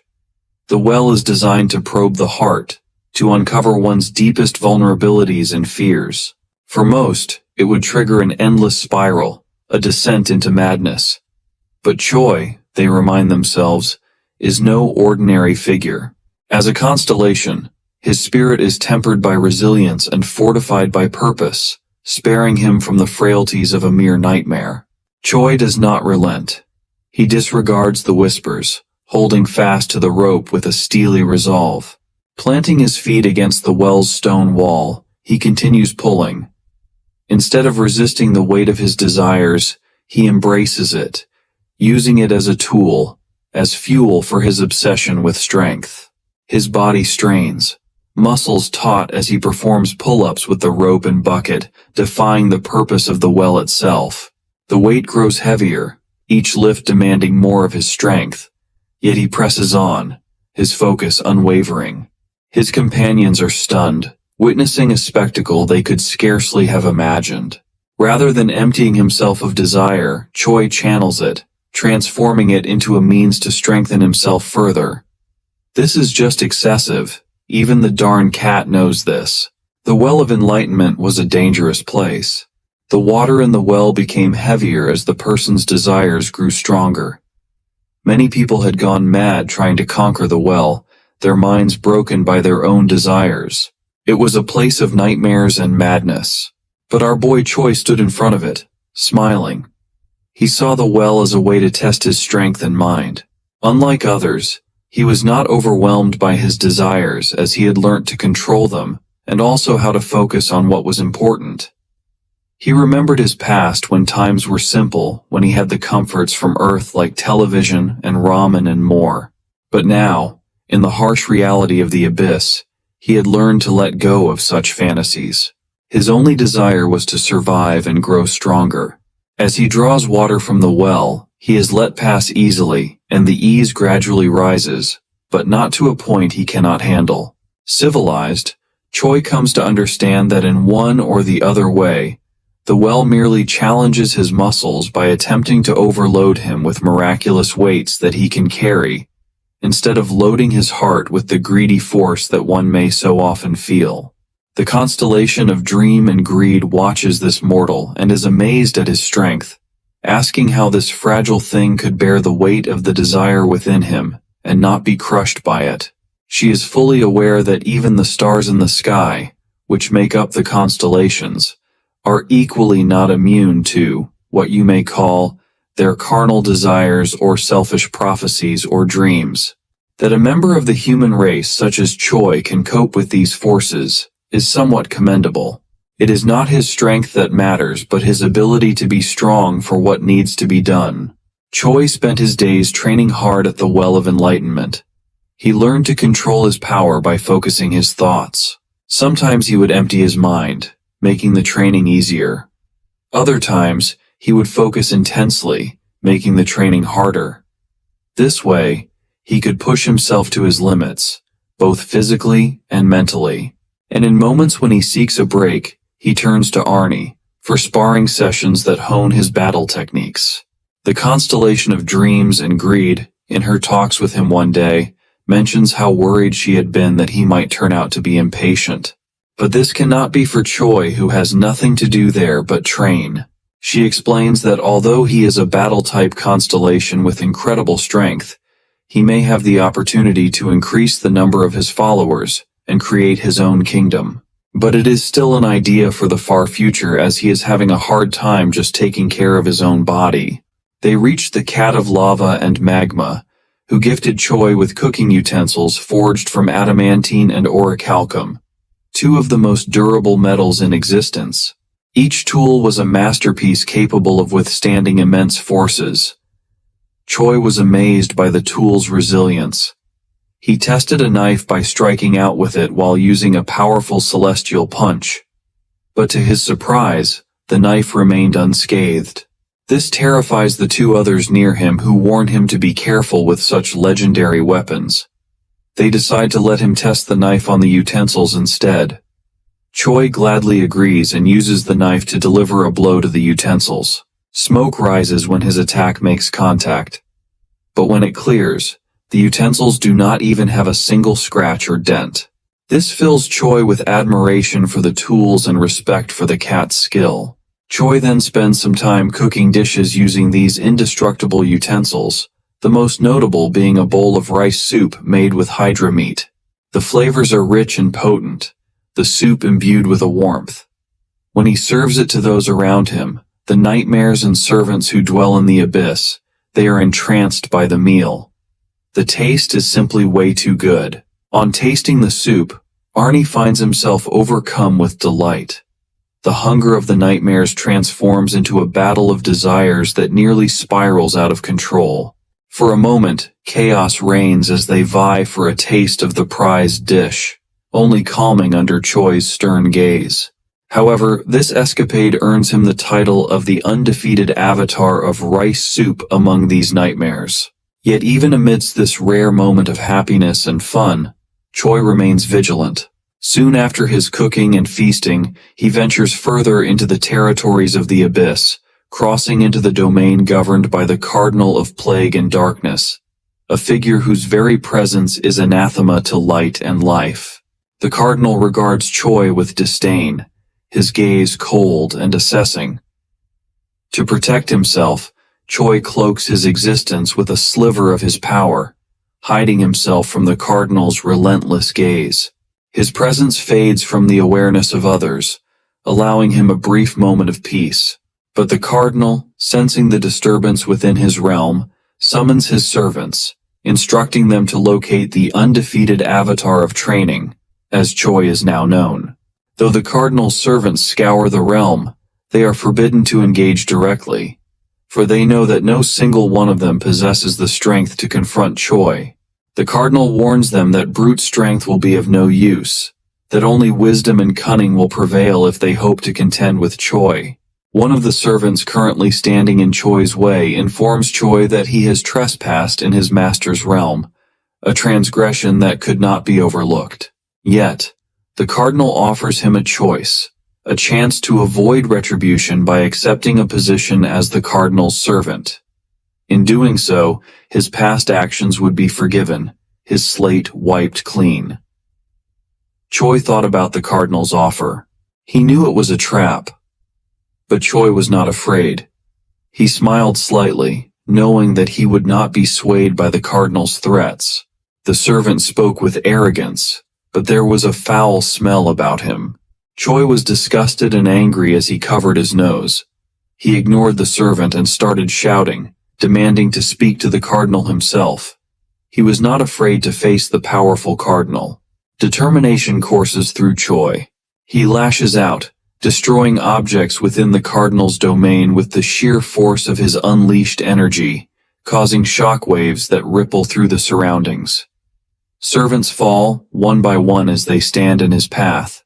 Choi's rage is unrestrained, his power growing along with his frustration with the Cardinal. How long will this supposed ruler hide behind servants? His patience wears thin, and he begins to question aloud if the Cardinal is afraid, a being unworthy of the title he holds, unable to defend his own territory. With each strike, Choi's skill, subdue the strong and assist the weak, activates, amplifying his strength. His existential power surges, feeding his presence and force. Another skill, self-conquer, stirs within him, heightening his determination and presence. The other constellations in his alliance can see him through the connection they share, watching him initiate a battle they had warned him against. The constellation of dreams and greed urges him to reconsider. The cat, a fellow constellation ally, queries his actions with alarm, wondering if Choi's fury stems purely from the Cardinal's trickery. But Choi's mind races with clarity. He remembers his struggles in the abyss, clawing his way through challenges and surviving as a weak human in hostile realms. The Cardinal's offer is nothing but a slight to him, a reminder of his past vulnerability. No, he refuses to go back to those times. He realizes now that he must forge his own path as a constellation, even if it means risking his existence against this powerful foe. As Choi's inner resolve hardens, his hidden skill, Celestial Meteor Blast, awakens, merging with his divine celestial technique. The initial determination of the avatar of training floods his veins, stronger than it has been since he first entered the abyss. All the pain, the challenges, the humiliation, the memories return to him, fueling his resolve. No longer is he a mere constellation hiding in the shadows, frightened by older, more powerful beings. He feels the weight of his struggle lifting, replaced by the fierce pride of someone who refuses to bend. The Cardinal of Plague and Darkness finally appears, his descent casting an oppressive aura that fills the battlefield. The servants who have managed to survive Choi's initial onslaught rejoice, celebrating the arrival of their master. The Cardinal's presence is formidable, and his expression is a mix of contempt and irritation, as though he cannot comprehend Choi's audacity. The Cardinal of Plague and Darkness studies him, calculating. In his mind, he weighs the risks. Defeat would mean complete annihilation, an erasure from existence. Yet if he were to back down, his honor and authority would be shattered, and the other constellations would mock him, seeing him as weak. But before he can talk to the newcomer, he is attacked in a sudden burst by Choi. Still, Choi is undeterred. He senses the disparity in their existential power. The Cardinal's force is indeed overwhelming, but Choi knows he cannot falter. Prolonging the fight would be a death sentence. He needs to act decisively, to strike with every ounce of strength he possesses. Without hesitation, he charges his fist, gathering every fragment of his celestial power, focusing it into a single, concentrated force. His celestial punch. He drives it forward, aiming directly for the Cardinal's chest. The impact reverberates through the air, sending shock waves that ripple outward. The Cardinal of Plague and Darkness recoils, pain flashing across his face. Physical combat is foreign to most constellations, beings of energy and essence who rarely confront each other so directly. Yet here, at this moment, he feels the raw intensity of Choi's assault. Confusion flickers in the Cardinal of Plague and Darkness's eyes as he attempts to process what has just transpired. Was this some form of magic? His servants watch in awe and horror, unable to comprehend their master's pain, a sight they have never witnessed before. And Choi, fueled by the knowledge that his attack has worked, wastes no time. He charges again, launching another celestial punch, his own presence flaring with existential power. Every punch drives his fury and defiance deeper into the heart of the battlefield. As Choi continues his flurry of attacks, he wonders if the Cardinal has some sort of hidden move. The Cardinal might just be luring him in by faking weakness. Little does our cute Choi know that the Cardinal is not feigning a darn thing. The Cardinal is just weak. Meanwhile, the servants and followers of the constellation watch in reverence at the battle unfolding in front of their eyes, viewing it as a beautiful and heavenly sight, although it is actually a devastating battle. Yet they cannot grasp the flow of the battle and are still underestimating Choi as being weaker and incapable of challenging their master. With each passing moment, Choi's resolve only grows stronger, his attacks fiercer. He channels every ounce of his determination into a final, devastating strike. The impact is earth-shattering. The Cardinal of Plague and Darkness reels, his essence wavering, fragments of his power dissipating into the air. Choi stands over him, breathing heavily but unbroken, his gaze unwavering as he stares down at his foe. In that moment, Choi realizes he has forced the Cardinal of Plague and Darkness into submission, his own power and presence now undeniable. Choi knew that he had his opportunity to defeat the Cardinal of Plague and Darkness. In the murky depths of the abyss, the smell of rotting pus lingers heavily in the air, an almost tangible force of decay. Choi stands over the defeated form of the Cardinal of Plague and Darkness, his muscles tense and his mind alert, not fully convinced of his victory.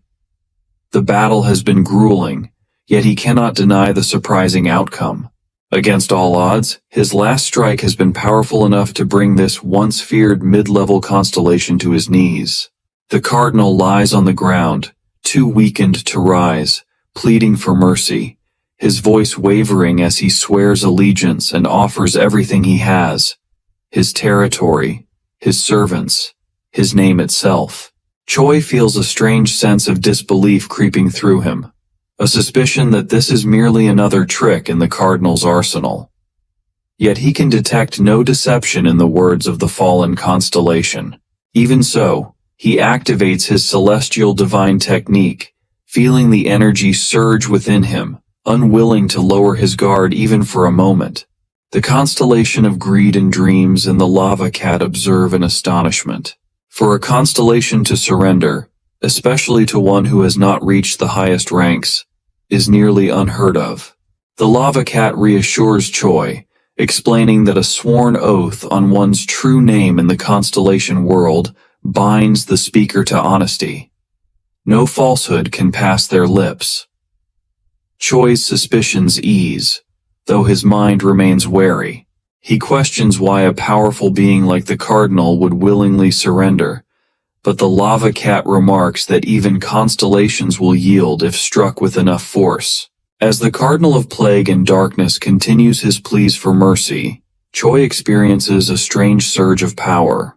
The skill of subdue the strong and assist the weak activates, amplifying his own existence. His inner strength expands, flowing through him in waves. The skill of self-conquer also activates, reinforcing his resolve and sharpening his focus. Choi can sense the Cardinal's kingdom, the domain of plague and darkness itself, a grotesque land where rivers flow with putrid pus, and buildings stand as masses of decomposed tumors. He feels the presence of the Cardinal's servants, now bound to him, yet the stench of the place is nearly overwhelming. In a firm voice, Choi informs the Cardinal that he has no desire to rule over such a realm or command the loyalty of its inhabitants. He tells the Cardinal to retain his kingdom and servants, caring little for these burdens. This decision shocks the Cardinal, who stares up at him in bewilderment. The War of Constellations is a brutal, all-consuming affair.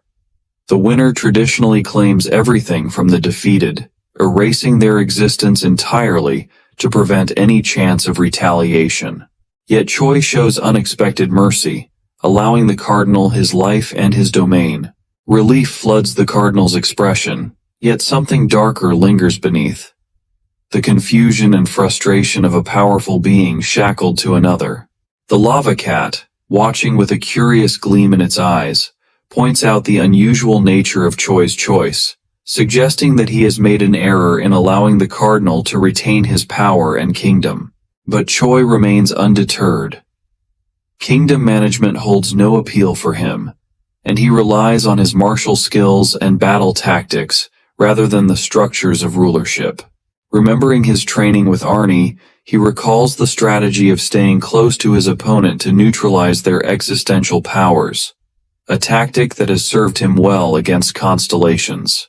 As his reputation spreads throughout the abyss, tales of the undefeated avatar of training, defeating the Cardinal of Plague and Darkness, echo among the constellations. This reputation draws the attention of the constellation of the Clockwise Needle, another mid-level entity that seethes with hostility.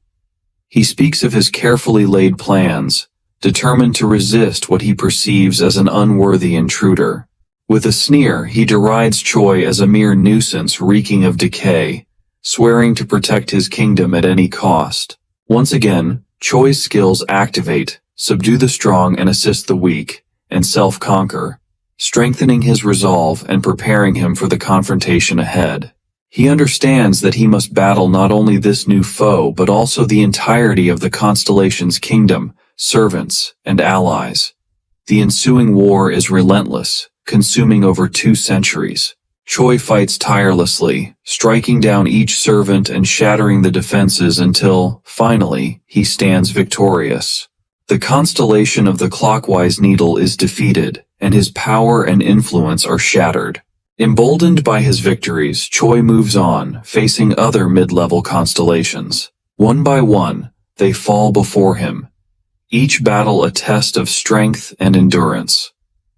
Among them, he encounters the Voice from the Deep Sea, a spectral entity renowned for its power over the abyssal depths. This constellation acknowledges Choi's prowess and suggests negotiation, yet Choi's warrior spirit refuses to compromise. The two engage in combat, their clash spanning nearly 150 years, until Choi ultimately prevails. He then confronts another formidable foe, the Raging Old Man, a constellation with a reputation for boundless fury. The Raging Old Man is annoyed at the inactivity of other constellations, unwilling to allow Choi's unchecked rise. By now, Choi has formed alliances with the constellations he has defeated. With the lava cat by his side, Choi meets the Raging Old Man's challenge. Their combined might overwhelm the old constellation in a mere 6 hours, driving other constellations to flee in terror. Despite his victories, Choi feels a sense of melancholy, unable to find any path that leads him back to Earth. His skill in cooking, a modest B-rank ability within the abyss, gradually evolves through constant practice, advancing to an impressive A rank.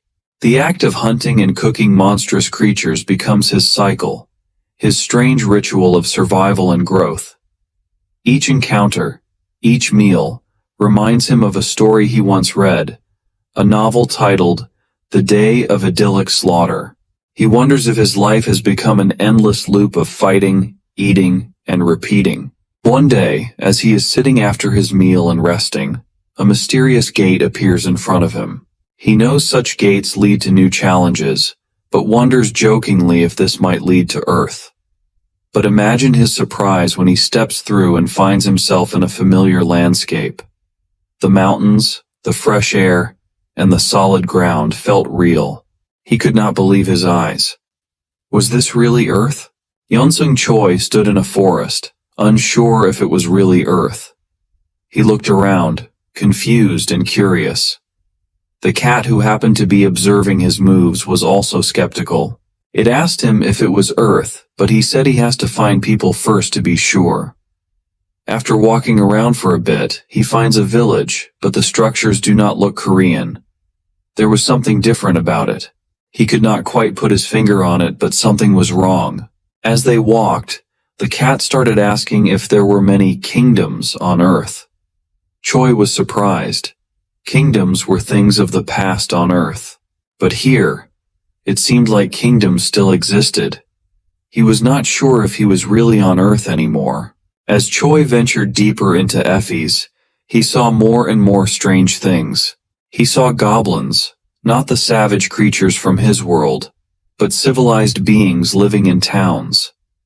He realized that this world was very different from Earth, closer to the abyss. Seeing the goblins standing in front of a gate, he realized that gates between worlds were common here, not rare and dangerous events. And as such, the goblins of Effie's were used to dealing with dangerous creatures that came out of gates. They had strong defenses, and were well prepared for any threat. However, there was a fear in their eyes that day, as the gate looked much larger than they had handled before. Just then, a humongous creature stepped out of the gate. Akafenrir, the planet-eating wolf, was a threat to the entire world for the weak goblins. The goblins were scared, but their king, Odaigon, refused to run away. He was a powerful sorcerer, and he vowed to fight the monster, even if it meant his death. He was a brave and noble king, determined to protect his people. As Odaigon prepared to face the monstrous wolf, Choi arrived. His presence was powerful, and both Odaigon and the wolf noticed him. Choi saw the courage of Odaigon and the raw power of the wolf. He knew he had to act fast. He saw the wolf as a powerful creature, but not as intelligent as a constellation. Summoning every ounce of his strength, Choi activates his skill. Subdue the strong, assist the weak. He focuses it all into a single devastating blow. Unable to handle it at all, the world was defeated in an instant. The cat was amazed by Choi's strength. It had never seen such raw power before. Choi, with his calm demeanor, simply nodded. He had done what he had to do. Choi does feel a bit disappointed that such giant and powerful beings had such low pain tolerance. But the cat explains that such beings do not have much experience fighting with opponents on par with them, and praises Choi for his strategy. After the battle, the goblins came out of hiding. They expected Choi to be hostile, but he was kind and humble. Just when Choi was thinking the goblins might be hostile, Odagon, the Goblin King, knelt before Choi and declared him his master and god. The other goblins followed, bowing in respect. They were grateful for Choi's help and saw him as their savior. As the goblins worship him, Choi feels a surge of power as his followers increase and the world resonates with him. Before even realizing it, he has become a mid-tier constellation. He felt a connection to the goblins, their faith fueling his strength. He realized that he was more than just a warrior. He was a protector, a leader. He was their god. The cat of lava and magma acknowledges his growth, encouraging him to continue his journey and achieve similar feats on Earth. Choi's eyes glaze over as he gets lost in thought, his mind drifting back to his beloved hometown. Earth is a place of pragmatism and skepticism, where people are slow to revere and quick to question. Even if he defeated a beast 10 times the size of Fenrir, he muses, Earth's people would see him as an extraordinary hunter, perhaps, but they would never bow before him as the goblins have. Instead, some would seek to challenge him, others to rival or even diminish his accomplishments. As Choi prepares to leave, the Goblin King makes a surprising offer, pledging to accompany him on his journey. Choi warns him of the perils of the abyss, the dark and twisted path he must take, yet Odagon remains steadfast.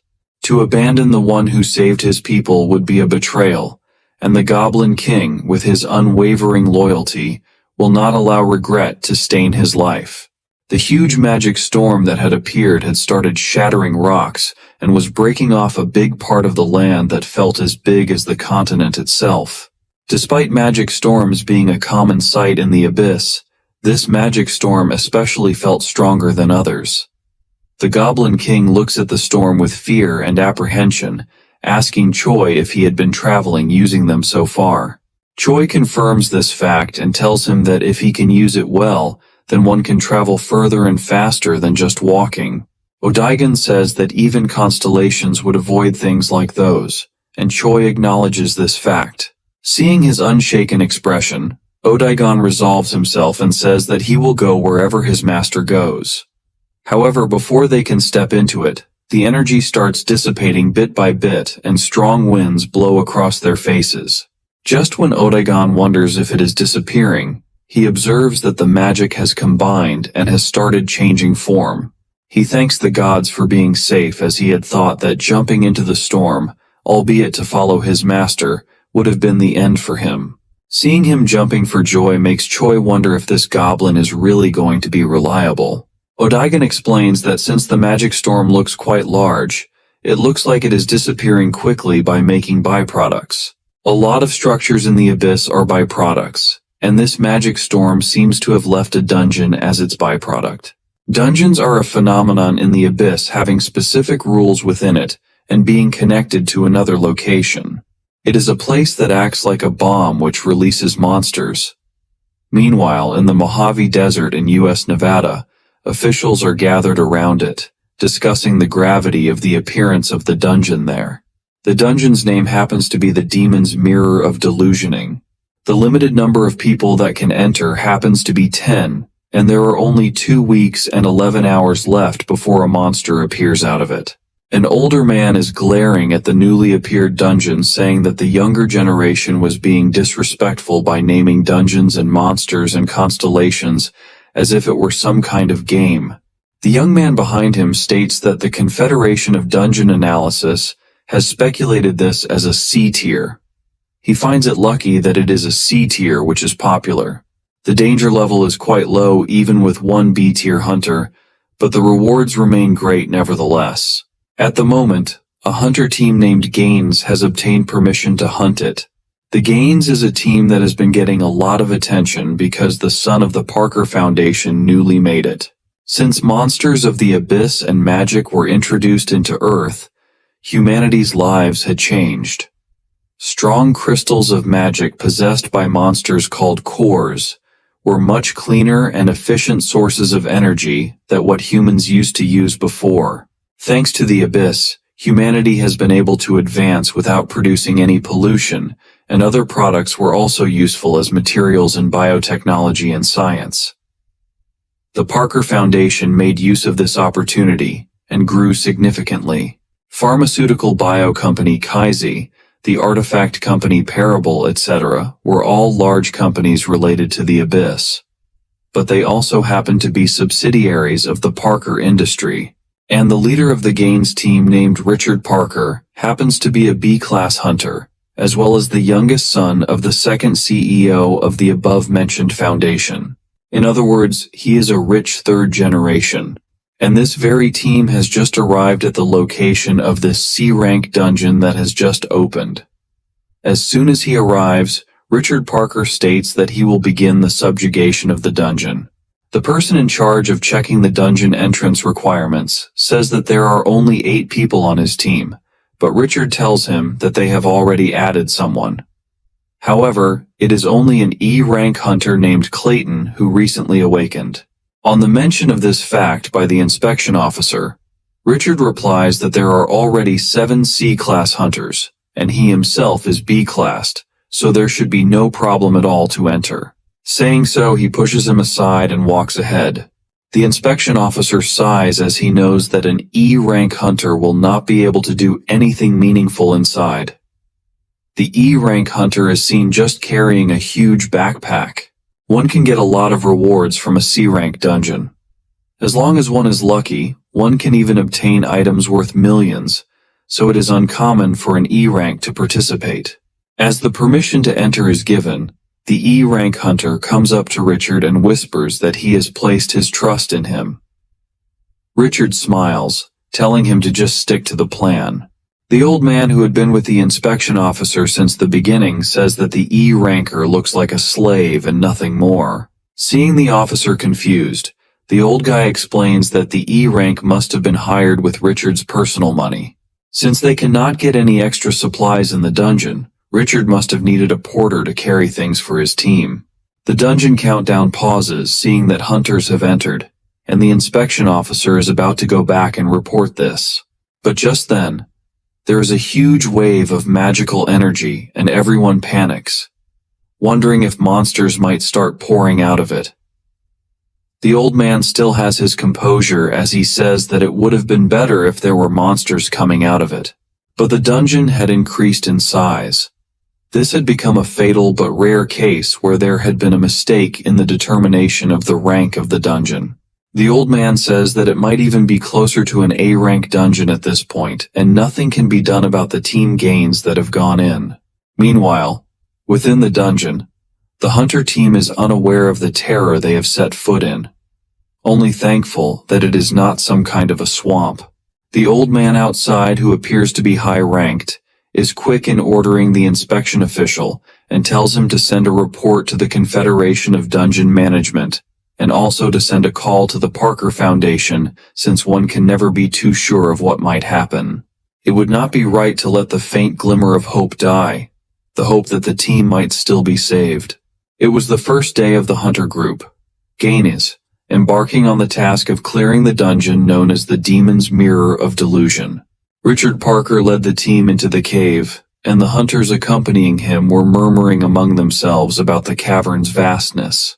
The cave appeared suspiciously large and was enveloped in darkness and dampness as they ventured deeper into the underground labyrinth. As they proceeded, they stumbled upon a dilapidated structure filled with countless broken tombs. One of the soldiers suggested that they should prioritize finding an exit route first. However, Richard dismissed the suggestion, instructing the soldier to search for the exit alone, while he and the rest of the hunters would focus on locating the boss monster.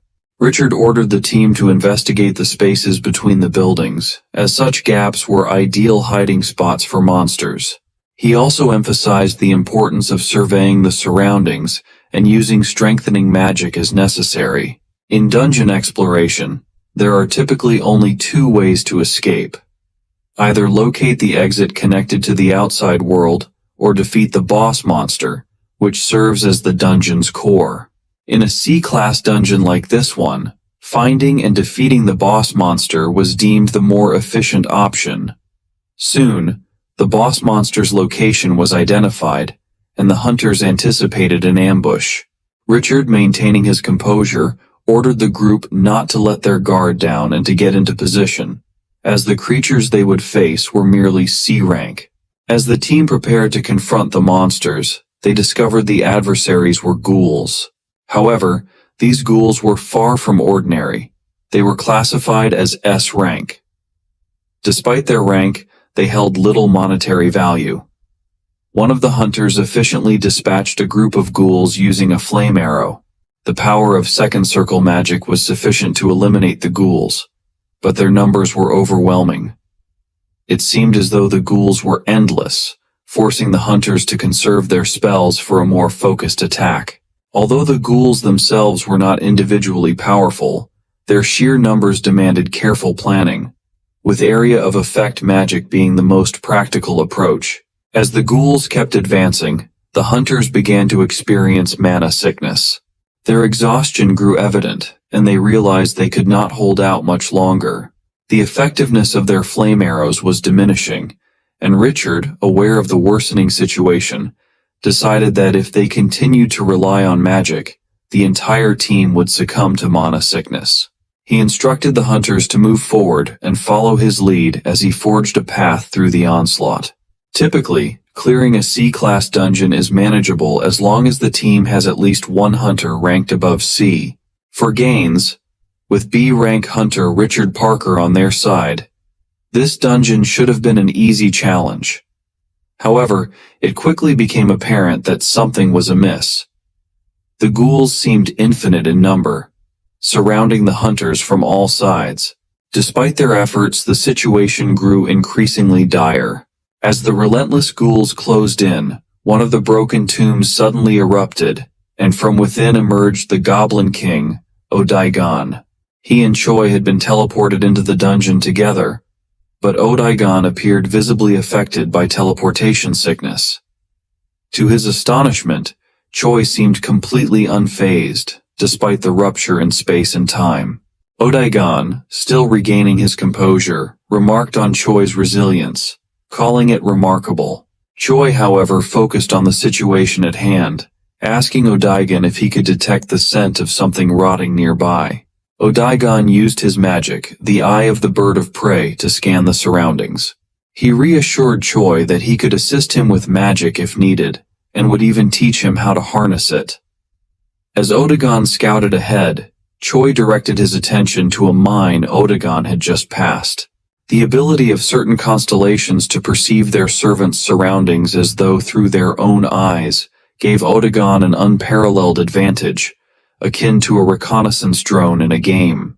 When Odaigon arrived at the indicated area, he examined the shadow of a building and discovered a unique material. Upon closer inspection, he found papers adorned with intricate patterns.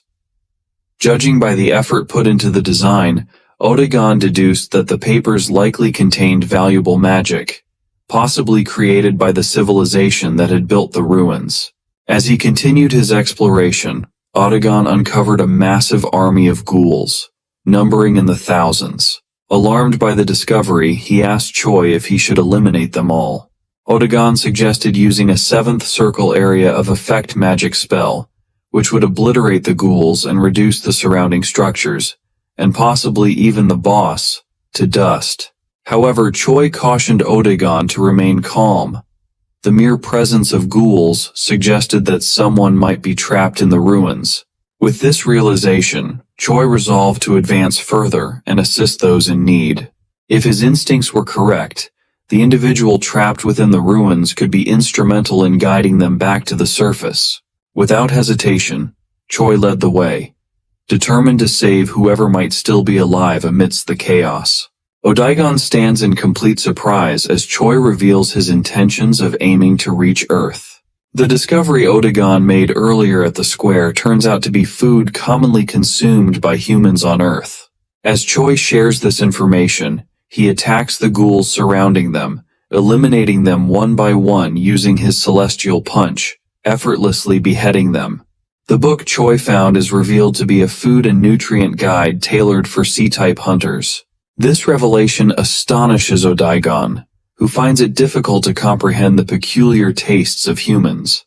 Choi asks Odaigon to use magic to transform himself.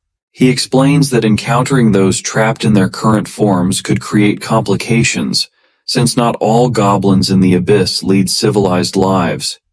Humans, who frequently encounter goblins in dungeons, harbor deep mistrust toward their kind.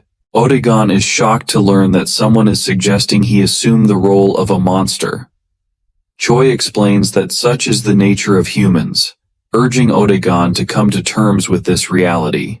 He insists Odaigon use circle magic polymorph to transform into a human. As a human, Odaigon's appearance is strikingly handsome. He admits he was considered attractive even among his fellow goblins, although his clothing resembles that of a fantasy magician. Despite this, his human form convincingly passes as one of Earth's inhabitants. Odaigon recalls the advice given by the constellation of Greed and Dreams, who once told Choi to change his identity before setting foot on Earth. Choi chooses to revert to how things were in the past, a decision he finds relatively simple. Meanwhile, the ghouls surrounding them seem to be behaving strangely, merely circling the area instead of attacking outright. This behavior makes Choi wonder about the nature of the boss monster controlling them and its hidden location. Odaigon speculates that if the boss monster possesses intelligence, it would employ more strategic methods instead of merely deploying ghouls to surround its targets. This observation leads him to conclude that the ghouls might not be under the control of a powerful magician, but rather linked to a monstrous entity known as Tarun. Referred to by the people of the Abyss as the King of Ghouls, Tarun is a fearsome creature with the combined appearance of 1,000 ghouls. Those who seek to locate the controller of the ghouls inevitably fall victim to Tarun. Though formidable in appearance, Tarun is a pitiful foe for individuals like Odaigon and Choi, who operate on a completely different level of power. However, for less skilled adventurers, the overwhelming numbers of ghouls spell certain death. Elsewhere, Richard Parker and a group of hunters are struggling to survive. The hunters have been hiding in the depths of the dungeon, with their food supplies completely depleted. They are left with nothing to consume but boots and gloves, their dire circumstances worsening with each passing day. The hunter group, known as Gaines, has spent 28 grueling days raiding the Devil's Mirror of Delusion. On the first day of their mission, they lost a significant portion of their supplies, but managed to find temporary refuge in a secluded building. The ghouls repeatedly snatch away the hunters' remaining food and water, forcing them to abandon most of their provisions in their haste to escape. The group secures themselves inside a building, closing off all entrances. They crush one ghoul that attempts to breach the opening, using flame marrow to incinerate it completely. Fortunately, the structure has no additional points of entry, allowing them to stay hidden for nearly a month. However, their confinement leads to growing desperation and tension among the group. One of the hunters confronts an E-rank member, accusing him of withholding the contents of his bag while the rest of the team faces starvation. The E-rank hunter hesitates, explaining that he is bound by a contract that forbids him from revealing what he carries. Richard steps in and demands the bag be opened. He grants permission as its owner and insists that the team has the right to inspect its contents. Although Richard doubts that the bag holds anything useful for their survival, the desperate circumstances leave them with no choice. When the bag is finally opened, the group discovers that the E-rank hunter had stocked various items prepared in a C-rank dungeon. Among the items are several bottles labeled in French, containing cosmetic products meant for use after showers. Additionally, the bag holds a book authored by Shakespeare. Unfortunately, none of these items offer any practical aid in their current predicament. All of them were disheartened. For carrying all these useless impractical stuff, they had hired a porter. Only 10 people were allowed in a dungeon, and there were 8 hunters, including the captain and a porter. One of the hunters blames Richard for their plight, stating that it is the leader's responsibility to ensure the survival of the team. The accusation takes Richard by surprise, leaving him momentarily speechless. The disgruntled hunter appeals to Master Ganian, a senior member of the group, urging him to intervene. However, Ganian refuses to take sides, emphasizing that internal conflict will only lead to the group's downfall. He advises everyone to remain calm and focus on finding a solution to endure until a rescue team arrives. In his efforts to restore peace, Ganian overlooks the harsh reality that no rescue team is coming. The dungeon only permits 10 individuals at a time, and the rules do not account for reinforcements. The hunters, growing impatient, press Richard to take action. They demand he lead them outside to confront the ghouls, accusing him of cowardice for remaining passive. Frustrated and angered, Richard reminds them that they all chose to follow him for financial gain. The tension escalates as the hunters grow increasingly hostile toward Richard, questioning his ability to fight 6 C-rank hunters simultaneously. In response, Richard activates a powerful skill known as a Holo's Frozen Rapid Bullet, a 5th circle magic spell that unleashes a barrage of icy projectiles on enemies within a specific radius. The ability, purchased with the clan's resources, ensures that any hunter foolish enough to charge at him will face certain death. Master Ganian remains seated and detached from the unfolding conflict. When Richard asks for his opinion, the senior hunter calmly states that Richard would not have heeded his advice regardless. The remark causes Richard to cool down, recognizing the truth in Ganian's words. He comes to terms with the futility of fighting his own team members, acknowledging that their collective fate is sealed if they remain trapped. Despite Richard's resignation, the other hunters refuse to give up. They argue that they have endured for an entire month and see no reason to abandon hope now. If a rescue team were to arrive after they had given up, it would bring them shame. Richard bitterly remarks that if anyone truly comes to save them, he will donate his entire fortune to that person. At this critical moment, Choi suddenly breaks through the sealed door of the building. He surveys the scene inside the cramped room, his piercing gaze falling on the group of desperate hunters. Without hesitation, he asks if anyone among them hails from Earth. Upon getting no answer, he asks again, louder this time. Richard Parker mindlessly answers that he is from Earth, unable to hide his surprise at the unbelievable situation. All the other hunters become excited, thinking a rescue team has finally arrived. They feel happy, believing they have been saved. However, the senior hunter calls them fools, reminding them to prepare for battle instead. He questions how they can trust this situation, pointing out that only one person can enter the dungeon, yet here they have 2, Choi and Odagon. The senior hunter accuses Choi of lying, claiming he never entered through the dungeon's door. Choi responds that he fell through an abyss, explaining that abyss disappearances are rare accidents. He says that while most people who get sucked into gates or dungeons never return, a few get extremely lucky and make it back.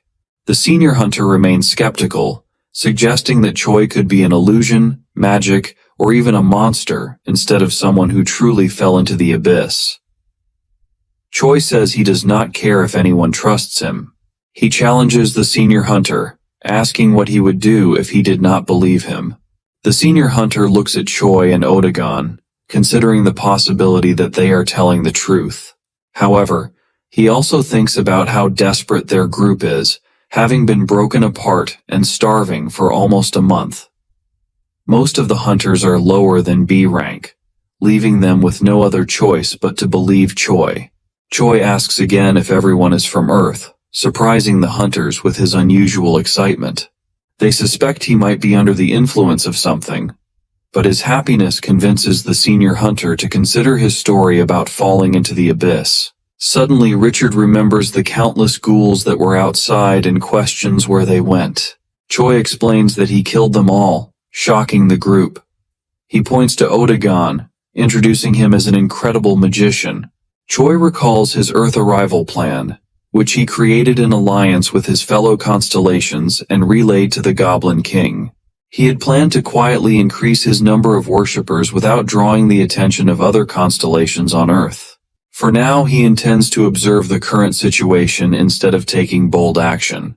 The senior hunter questions Odaigan, asking if he too came from an abyss disappearance. Choi interrupts, saying Odaigan has a sad story and lost his memory. Odaigan, however, dismisses the human's pity as unnecessary. The senior hunter doubts the claim that Odaigan single-handedly killed all the ghouls, as it seems impossible even for two people. He then asks if Choi uses magic. Choi replies that he is a martial artist, surprising everyone. The senior hunter is especially astonished, saying it has been a long time since he encountered a martial artist. Choi comments that martial arts were not considered bad back on Earth. He then asks which year it is, to which someone replies it is 2039. Choi reveals that he has been away from Earth for 30 years. This shocks the group, as the world record for surviving outside Earth is 28 years, and that person ended up in a mental asylum. Another hunter mentions a best-selling novel about someone who wandered for 26 years. One of the hunters stumbles at this revelation. Choi orders Odaigan to start a fire. As Odaigan prepares to address him as master, Choi tells him to call him brother instead. Choi kicks a nearby rock, smashing it into pieces and shaping them into plates, leaving everyone amazed by his skill. He brings out some meat, explaining that survival programs like Man vs. Wild taught him how to eat anything and remain self-sufficient. As the meat cooks, the irresistible smell makes the hunters' mouths water. At first the hunters hesitate to eat, but the sight of the juices and oil dripping from the meat is too tempting to resist. They begin eating, savoring the deep, savory flavor like it is a king's feast. Choi notices the silence that falls over the group as they eat. He wonders if they have realized he served them meat from the ghouls. Instead, the hunters are teary-eyed, overwhelmed with gratitude for the food. The senior hunter realizes the meat is not ordinary. It contains magical power, which he feels as his mana regenerates. Normally, using a few arrows leaves him exhausted, but now he feels capable of shooting 10 or more. He concludes that Choi must have given them this rare meat out of compassion, knowing how helpless they are. Odaigan then quietly suggests that Choi discard the lower quality meat before anyone finds out what it really is.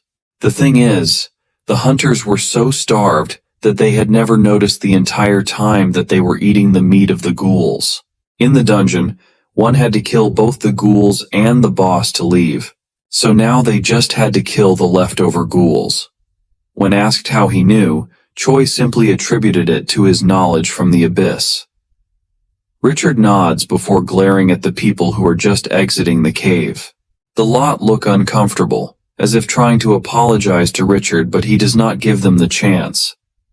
Richard is fuming in anger as he walks away with two others, leaving Choi and Odaigan thinking they must have had a fight.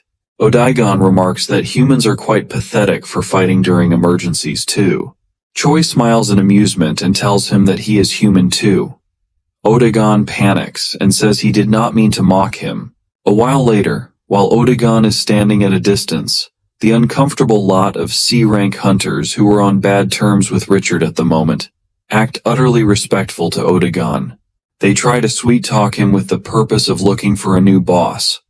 But such flattery does not please Odaigan, instead disgusting him.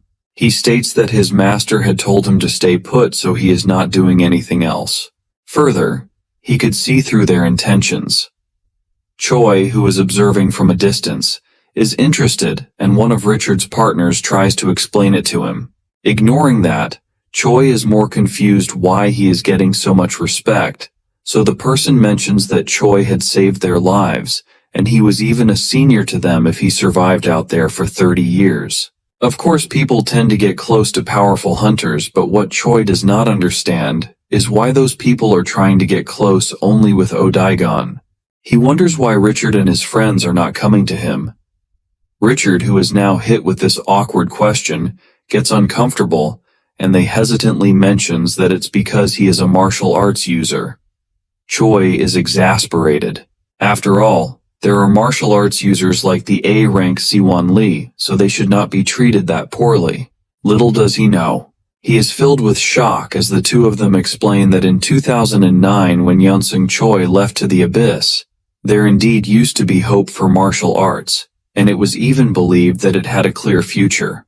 But its downfall came when it was revealed to the public that the hunter Siwon Lee had bribed the judge and messed with the testing gear to get a higher rank evaluation than their actual rank, much like many other fakes who were starting to get exposed at around the same time. This is a life-shattering truth for Choi, who falls to his knees from knowing that his idol was just a scammer. This brought the downfall of martial arts, as new hunters did not want to learn it anymore. After receiving all that information, Choi tries to reel in his anger and sadness, while the rest look at his strange expression in confusion. He asks them one last question about whether there had been any constellation sightings on Earth. It absolutely shocks him when they tell him that there had indeed been an incident in 2011. Had Choi really been too late? But as he got to hear more, he learnt that was not the case.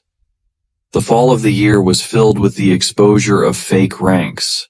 But one particular day, a humongous gate appeared in the sky and an entire army of gigantic, mindless monsters poured out of it. The army clearly aimed to take over Earth and give the souls to their constellation. Choi is taken aback and asks just what had happened to Earth in that case. Seeing him panic, Richard's partner tells him to calm down. They had apparently managed to stop the monsters, albeit with numerous sacrifices of hunters who were all mobilized. As Choi learns of this fact, he thinks there is nothing else left for him to do, and feels that his years in the abyss have gone to waste. He wonders if the goddess mistranslated her own vision, or if it was wrong to begin with. But the constellation of dreams and greed notifies him that it was not just a small fight that mortals would have been able to stop even with their combined power. After all, it is not just about being strong or weak, it is about how constellations and mortals are completely different entities, and no matter how many hunters there are, they will be nothing but bugs to the constellations. Of course it felt strange, so Choi asked Richard and Co. how they defended against the constellations. They told him that it was closer to an armistice. They were not confident that they could conquer more land, and it was too costly for the humans to regain their land. Although it is true the truce could not just stay forever, at least it was working for now. It was thanks to the other constellations of Earth who promised to protect them. Hearing this, even the constellation of dreams and greed and the lava cat understand what must have happened. Even if constellations invade, they give power to their avatars and send them instead. Choi's was just a special case. While the balance was a bit off due to the attack of the new constellations, it ultimately returned to like how it was when the abyss was first introduced. A situation where they tried to avoid an all-out war. Despite their greed for souls, they were not really prepared to suffer losses on their own end for them, so the truce lasted. Choi is still a bit sad about hearing all this. After all, he had trained for so many years only to find he was too late. But Lava Cat says that things are not so simple. Dream Girl also points out that the situation on Earth is not over yet even if he is a few decades late, because truces do not last forever. Further, there are way too many constellations that might invade in the future that will not be interested in a truce. Choi understands that if the situation turns out that serious, then Earth might become the center of the battle between constellations. Meanwhile, Odaigon is out clearing a few monsters here and there, and the people against Richard are following him around just throwing praises into the air, while Odaigon is disgusted by their behavior and walks away while the others can only imagine how well they might do if he goes to Earth, as he is close to an A-rank mage at the very least. As Choi sees the annoyed Odaigon walking towards him, he wonders if he is going to be alright. Richard is glaring at the opposite party, and Choi asks if he wants to fight those guys. Richard refuses with a panicked expression, although Choi had not meant it as a threat, but an offer of sincerity. Choi wonders if his morals are crooked after staying in the abyss for a long time. Meanwhile, Lava Cat and Dream Girl, watching him like a darn live stream, are commenting that keeping a low profile might not be enough for Choi. If he were to be discovered by the constellations on Earth, he might become the trigger to the dreaded war. After assuring them that he will be careful, he asks Richard's partner how returners from the abyss are treated. The guy says that they first check the returner's body and ask how he survived and then check if he has made a contract with an evil constellation. Seeing Choi's confusion, he further explains that after evil constellations invaded the Earth, making contracts with them became illegal in most countries. Choi's two constellations' friends hurriedly assure him they are not evil. That aside, on hearing that Choi is Korean, the guy tells him that the rehabilitation process should be fairly easy, and especially beneficial for Odagon who had lost his memories. After grasping all that, Choi tells Odagon that he has got enough information about the situation on Earth and wants to check the hunter's skills. The Lava Cat tells him that there is a spell called Level Check that allows him to gauge someone's information and asks why he is asking Odagon to do it. Choi is confused and says he simply cannot use magic. The cat is infuriated by this buffoon and screams that he does not even need to use his existential power and can easily use magic as it comes almost naturally to all constellations. Giving it a try, Choi's constellation eye is activated and he decides to read Richard's information first. A screen appears in front of him as the cat also tells him that the more he uses it, the more proficient he can become at getting information about his opponents. Meanwhile, with Odagon's magic attacks, the dungeon is soon cleared as the people stare in disbelief. They had managed to survive hell and would be returning soon. And for Choi, who was away for so long, it was finally time to go back to Earth. While the system is notifying everyone that the dungeon is going to close, Choi is busy playing around with the constellation eye he has just found out about. He is currently checking out the adamantium frying pan. What he believed to be just a good cooking utensil turns out to be an A-rank weapon. With self-conquer active, even this small training of his constellation's eye increases his existential power. Meanwhile, outside the dungeon gate, reporters and people from the organization are gathered, anxiously waiting for a response from the gate. Suddenly it starts emitting energy and thunderous red strikes, alarming them and prompting the reporters to retreat. While they are waiting for monsters to come rushing out, they are shocked when the gate starts disintegrating away, and a bright golden light shines out in its place.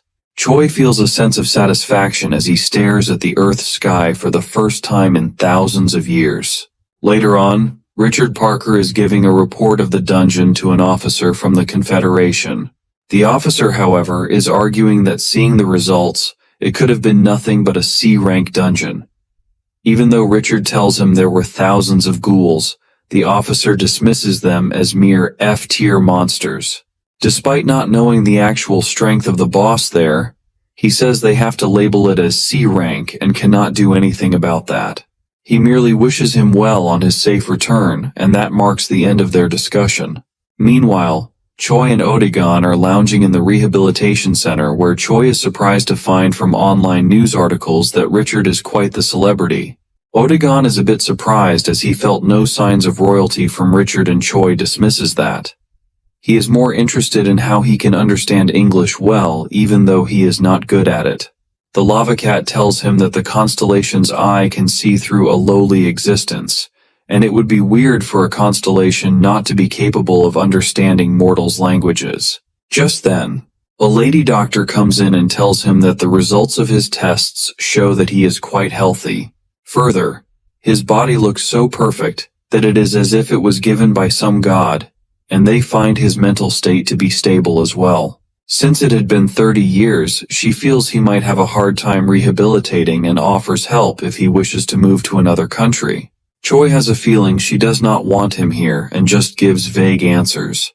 On the other hand, Odagon seems to be getting approached by various people in suits who are trying to pull him over to America and enticing him with offers for hunters. Such is the treatment that high-ranking magic users receive that martial arts users can simply not relate to. With a sigh, Odaigon finally states loudly that his answer will always remain the same. That is, he will always follow Sir Yonsung Choi no matter what. The agents are curious as to why Odaigon is so loyal to him, but Choi does not divulge any information while having a playful smile on his face. The American agents can only speculate that it must be because Choi had been the first person Odaigon saw after losing his memories. Knowing that Choi might be their key to Odaigon, they try to make a few offers to him while asking if he really wants to move to another country.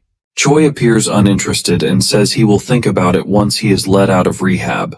Seeing that they are discussing things amongst themselves a distance away from them, Odaigon asks if he should show Choi what they are talking about by using his magic. On receiving his master's agreement, Odaigon uses magic to let Choi hear their speech. They are discussing how Choi might actually stay in America after getting his green card, even if it is for a short while. However, another is more worried that other nations would also try to scout the magic user Odaigon. They start discussing plans to put spies near him so others cannot approach him and decide to try constant persuasion. When Odaigon asks if he can get rid of any spies, Choi simply tells him they should not complicate things or spill blood. There are still a few more processes a returner must go through before receiving a hunter's green card. While wearing patches, Choi is made to sit on a chair and take a test. The test mostly involves questions regarding his contact with evil constellations and writing a paragraph that mocks evil constellations he might have come in contact with. After all, that is the best way to determine if someone has made a contract with an evil constellation, since servants cannot mock their masters. Then there is a short test of their mana using a crystal ball. Choi is told to inject mana into the ball, which will supposedly help them measure how much mana he has. He decides to push in a lot of it, and the crystal ball starts glowing golden in color. The scientist is amazed at this, and before they know it, the crystal ball itself shatters into fragments with bright light, and tendrils of energy still being emitted from it. Choi says he still has some left and asks if he should do it again, but the startled examiner refuses, saying it is not necessary. In order to move around more freely, he has decided it will be better to get a higher rank than 30 years back and expects an A rank. The crystal ball meant for measuring mana had much more mana than the average hunter, so it would normally change color to calculate how much mana one had. But Choi's mana reserves were way beyond that of a normal hunter after all. The constellations ask if he really did not hide his power, or if he had erroneously failed to control his power. But although he is not used to holding back, the real reason he used all his power here is because he cannot let them find out about it out of nowhere. Earth was different from the abyss after all, and one had to follow rules here. He cannot go looking for stronger opponents like he used to in the abyss. A chance to rank up to an A rank hunter was usually only given to a B rank hunter and not a C rank. For increasing his rank according to plan, he would have to take every chance he gets. Just then, the examiner informs him that they are done testing and tells him to wait while they prepare the results. Thus Choi heads over to another room wondering what rank he will get. Little does he know that some scheme is at play, and the doctor has called someone from the Ambitus clan to inform them of Choi's details. Later, when the hunters get their rank cards, Odaigon turns out to be a B rank and Choi turns out to be C+ still, and his age was registered as 57 while he was supposed to be 28. He wonders if the average mana for hunters increased throughout the past 30 years when a familiar voice calls out from behind. Richard Parker has just arrived and tells him that he would like to repay Choi back for saving his life. As Choi must not have any place to stay after returning back in 30 years, he invites him over to his own place of residence, letting him stay for as long as they like. Inside a car with Richard while traveling through arid lands, Odaigon tells Choi that Richard's sudden kindness feels suspicious to him. Choi feels sad that Odaigon has developed such a stereotype of humans. He tells him if he remembers when Choi slayed a Kafenrir, and Odegon smiles smugly, saying he could never forget. After all, it was the day when he had saved them when they were in despair. And the fact was that Choi could not forget about it either. The goblins had praised him heavily and told him they had to pay him back somehow or the other. They had prepared gifts like acid slime baths and the offsprings of their nobility and more. While these might have been normal to do in their culture, Choi felt utterly uncomfortable at the gestures. Odegon, who hears about his uncomfort at this moment, is in absolute shock. Choi tries to push it aside and looks at Richard, explaining to Odegon that he probably wants to repay him back too. The Goblin King learns that humans might be annoyingly weak and greedy, but they still knew how to be grateful. Amusingly, Choi is still one of them, and Odegon forgot that fact yet again. Thereafter, Choi darts a conversation with Richard, and learns that the Parker family is quite well known. Choi tells him he was wondering when Richard would give Choi all his life savings. Richard is flustered and anxious as hell on hearing that. Choi had overheard him saying he would give all his life savings to whoever saved him in the dungeon. Of course, Choi is just joking and the matter slides. He then proceeds to say that he does not want a lot, merely a place to settle in. Since he had been in the abyss for so long, he just could not get used to Earth yet. Unknown to them, a bearded guy watches their cars with curiosity from the mountains. Meanwhile inside, Richard once again reassures Choi that it is absolutely fine if Choi stays at Richard's place. He can easily do that much for someone who had saved his life and tells Choi not to underestimate the Parker name. Odegon frowns and whispers to Choi that he feels Richard is being too arrogant after just lending a single house. Choi smiles and says one can indeed be arrogant if one has a large house on Earth.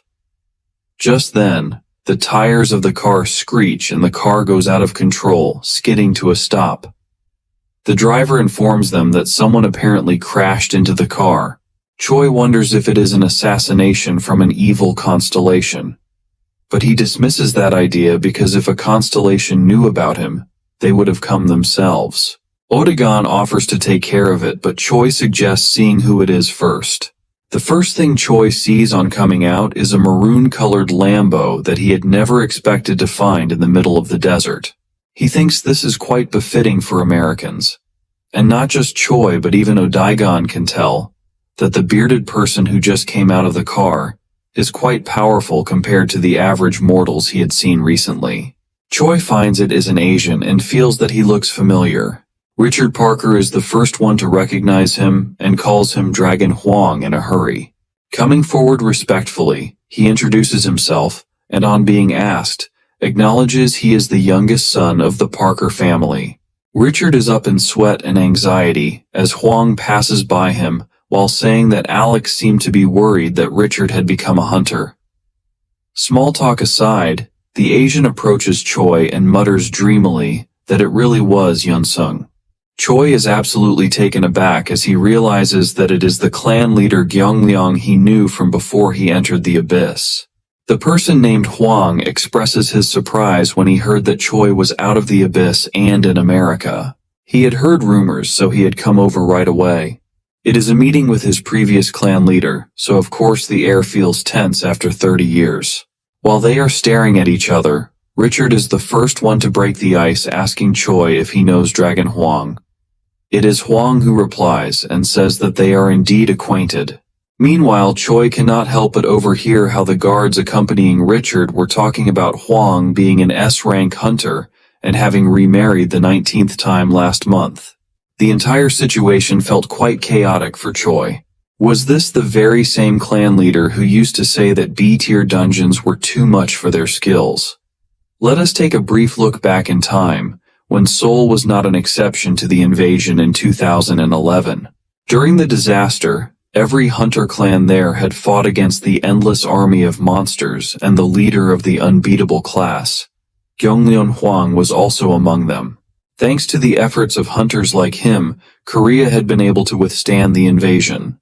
After a long and harrowing battle, they had done all they could and protected all they could. They should have been heroes, not just as a title, but in the way they were treated too. But even in the hospital, they told one of the clan members that the healing magic is not covered by insurance. His legs were crippled, and they told him he did not even meet the requirements for the hunter healthcare rewards, as getting hit by fragments did not count. It was extremely hard to find a hunter who could cure an injury after all. After the horrible treatment that Korea showed them, he lost faith in his country and came over to America instead, where he heard that hunters were treated well over here. He was supported by them and was able to fight monsters, start a business, and even end up here at his point. Choi is surprised hearing his story and wonders just how rich Hwang must be for the son of a rich family to kneel in front of him. Hwang answers the question with another question and tells him he lives in Hunter's Hill, the most expensive neighborhood in Los Angeles. Of course, how would Choi know about how great Hunter's Hill was? Hwang says Choi still speaks way too little and recalls the day he had disappeared after leaving a small letter saying he was going training in the abyss. The clan members had known he was crazy about training but did not think the crazy idiot was actually a psychopath. Some clan members even said they had to report him as dead as almost no one returns alive after entering the abyss. The old clan members even held a funeral for him. Considering all these things that had happened, Hwang had been utterly shocked when he heard Choi was back from the abyss. He turns to Richard as if remembering something and asks him why Choi is in Richard's car. In a panicked expression, Richard says that he was just repaying Choi for saving his life. Hwang ruffles his hair saying that he thought Richard was going to take him to his house to open him up or something. Since it was not the case, he forgives the kid. As they cross the bridge and reach Los Angeles, Hwang tells Richard to change the destination to his own house. Meanwhile, Choi is looking out the window, wondering about how 30 years really had passed and how the technology looked so much more advanced compared to back when he was at Earth.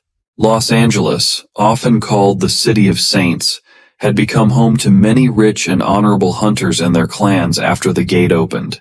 Not only those hunters but also fans who wanted to become clan members and merchants who focused on business with those hunters too, all settled in Los Angeles. This made it the city with the most hunters in the world. Juan is currently explaining how he had told the Americans to ensure that he is informed of all returners from the abyss, otherwise he would leave for another country. It had been fun seeing the FBI and CIA sending reports to him all the time, and Choi is surprised they do that all for him. Hwang dismisses the surprise, saying that it's a small price to pay to keep him from leaving for another country.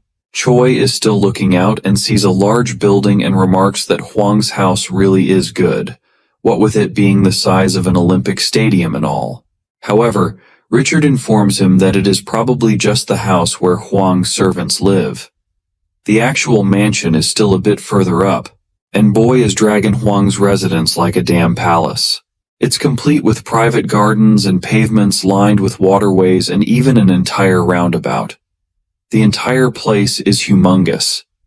Seeing many hunters standing in the pavements, he wonders what is up. Hwang tells him that they are waiting in line to see him. Did that make sense? Nevertheless, Hwang explains that they were going through all that to see and ask him to give them a chance. Choi is amazed and asks what kind of chance he is talking about, so Hwan says he will explain slowly. Nevertheless, when they finally enter his residence, Choi is so amazed at what he sees that he doubts whether he is the one who returned from the abyss or Hwang. After all, who the hell keeps a whole darn family of pandas in their house? Choi asks if Hwang stole them, but the clan leader dismisses it as ridiculous, saying that the Chinese government had sent them as a gift, begging him to go there. Seeing that Choi was still so ignorant about the situation, Hwan snaps his fingers, and all of a sudden, many people in neat suits enter the room at once and stand in 2 straight lines. They answer to him, and he orders them to bring him the best tutors they can find, and teach Choi everything ranging from politics, economics, arts, world and local history, and every little subject there is to learn. While Richard comes out of Hwang's residence and leaves, the driver asks him if it is really alright if he takes the chance to see Dragon Hwang, since people wait for months for such a chance. Richard says he is a Parker, so he does not need to beg for a chance. Further, he feels scared as hell every time he is in his presence, so it's better for him to leave. Meanwhile, back in Huang's mansion, he has just now ordered his assistants to bring him tutors who can teach Choi common sense of the present and other miscellaneous knowledge. Just then, one of the servants speaks up, saying that the scope of subjects he is given is just too broad, and asks if there is any reason behind it. When asked for his name, he says he is his 7th secretary Jackson, but oof, Huang fires him the very next moment. He reasons that the reason he hires them for a lot of money is to carry out his challenging tasks and orders, and not for talking back. Furiously, he asks the others if they think of this as a joke. There are swift replies, after which he starts picking on them one by one, blaming them for making excuses and not carrying out his tasks perfectly. After giving them all an earful, he turns back to Choi, who is looking ahead in shock. When Huan calls him to talk and get up to speed, the only thing Choi can say with a straight face is that his big bro has turned into a really shitty person. On hearing this, Huang looks hurt and asks why he thinks so. On hearing that he shouldn't fire someone for a single mistake, he calls over the 7th secretary he was just about to fire and asks him how long he had worked there and how much he got paid. The answer came to 2 weeks for $230,000, my god. He had given them that much? But Choi looks unconvinced and says the salary has nothing to do with how he treats them. Huang still refutes, saying that they get the highest salary, but if they make a mistake they get dismissed, so they know what they are in for. Choi shakes his head in disappointment, so even though Huang feels it's unfair, he tells the secretary that he is hired again. After the thankful secretary leaves, Huang asks if he really has to be in so much trouble, and Choi says that his former clan master should be a role model for others. Later on, a specialist in artifact and dungeon studies from Stanford is in a room with Choi to teach him about the situation in the world at present. On hearing her qualifications, our cute idiot Choi decides to introduce himself too, saying he used to bench deadliest and squat around 500 kilograms in high school. Putting humor aside, the teacher starts giving a brief explanation of events over the 30 years he had been gone. After around half an hour, Choi has gained a brief but shocking understanding that the places occupied by evil constellations were China, North Korea, Europe, and Central and Southern America. The evil constellation invasion in May of 2012 hit Northeast Asia, but his birthplace South Korea was one of the countries that fought well and was not occupied. However, later many South Korean hunters went abroad to foreign countries, especially for benefits. Choi even learns that Hwang Gyeonryong had also left Korea during that period, and feels sad thinking about all the things he must have had to go through. The Hwang he knew was timid and hesitant, but now he was an S-ranked hunter and swimming in money. The Lava Cat constellation says that things have turned out well, so he should make Hwang one of his avatars since Choi trusts him well after all. But when Choi starts wondering about how awkward the situation will be when he tells his clan leader the truth, he can pretty much guess that Hwang will suspect he is doing drugs or some other stuff. However, jokes aside, Hwang would understand if Choi explained everything seriously, yet he seemed to have some reservations about him that the cat was curious to hear. However, the answer was not that he did not trust Hwang, but more of a fact that he did not want to drag his big bro into the affairs of the constellations. Later on, Hwang takes Choi and shows him around, finally coming to stop at a dome-like structure that looks like a greenhouse. But Hwang describes it as the jungle gym in his backyard. Coming inside, Choi sees that instead of looking like a backyard jungle gym, it looks more like a concert venue with all the empty space and glass walls. Hwang snaps his fingers and all of a sudden, the shapes making up the dome start darkening and a faint orange lining can be seen around each. Hwang and Choi start floating as Hwang seems excited that Choi is adapting pretty quickly. Meanwhile, Lava Cat is surprised at this magic that she calls the other side of the world magic. It is a popular spell among constellations that mortals should not normally know how to use. Just then, They stop floating and Huang says that the stabilization is complete. He tells him that if they get injured during a fight here, they will not be injured in real life, and it's like a super immersive virtual reality game magic. Choi is surprised as Huang explains that constellations use it to train their avatars while the cat says they use it as entertainment when bored. Choi asks Huang if he learnt the magic from a constellation, but it appears that it has become a very common magic on Earth. Despite that, Huang says that it might have been taught to someone with evil intent, as they did not know how devious constellations are. After the small talk, Choi says that considering such a good war training area is available, the Earth Hunters must be very well prepared. But Huang laughs at this, and tells him that it is used for sports, and not those old games like soccer or other things. The forefront of entertainment in the current world is hunter sports. One of the games in hunter sports happens to be the 6-Star League, where 6 hunters fight against another team of hunters in different matches with varied rule sets. All in all, the stimulation of the game that Choi sees there looks pretty interesting. Just then, the system notification tells him that he is required to limit his strength, otherwise the other side of the world might break down. Choi understands because human cast magic could not possibly be enough for constellations, as system prompts continue to appear about his strength, agility, stamina, and other things getting limited. He feels surprised like he is carrying a lot of weights. Suddenly his title, Master of the Self, activates and notifies him that his power of existence will increase if he fights when his power is limited. This starts exciting our musclehead Choi, who grins, realizing that even this can be considered training. The Cat of Lava and Magma also tells him that this is a good opportunity, as other constellations cannot watch him when inside a dungeon or this spell, so he can use his power of existence however he likes. He wonders if he should reveal his identity to his Hyung and make him his avatar, but holds back since he is still reluctant to involve someone who is living well. And either way, making others, for example, his avatars, fight was never his style to begin with. The cat says that if he fights with other constellations, he will definitely need an avatar, as it is really rare for constellations to fight in person. Sighing, he decides to think about it later. Suddenly Huang asks if he is feeling shocked with how things have advanced in 30 years.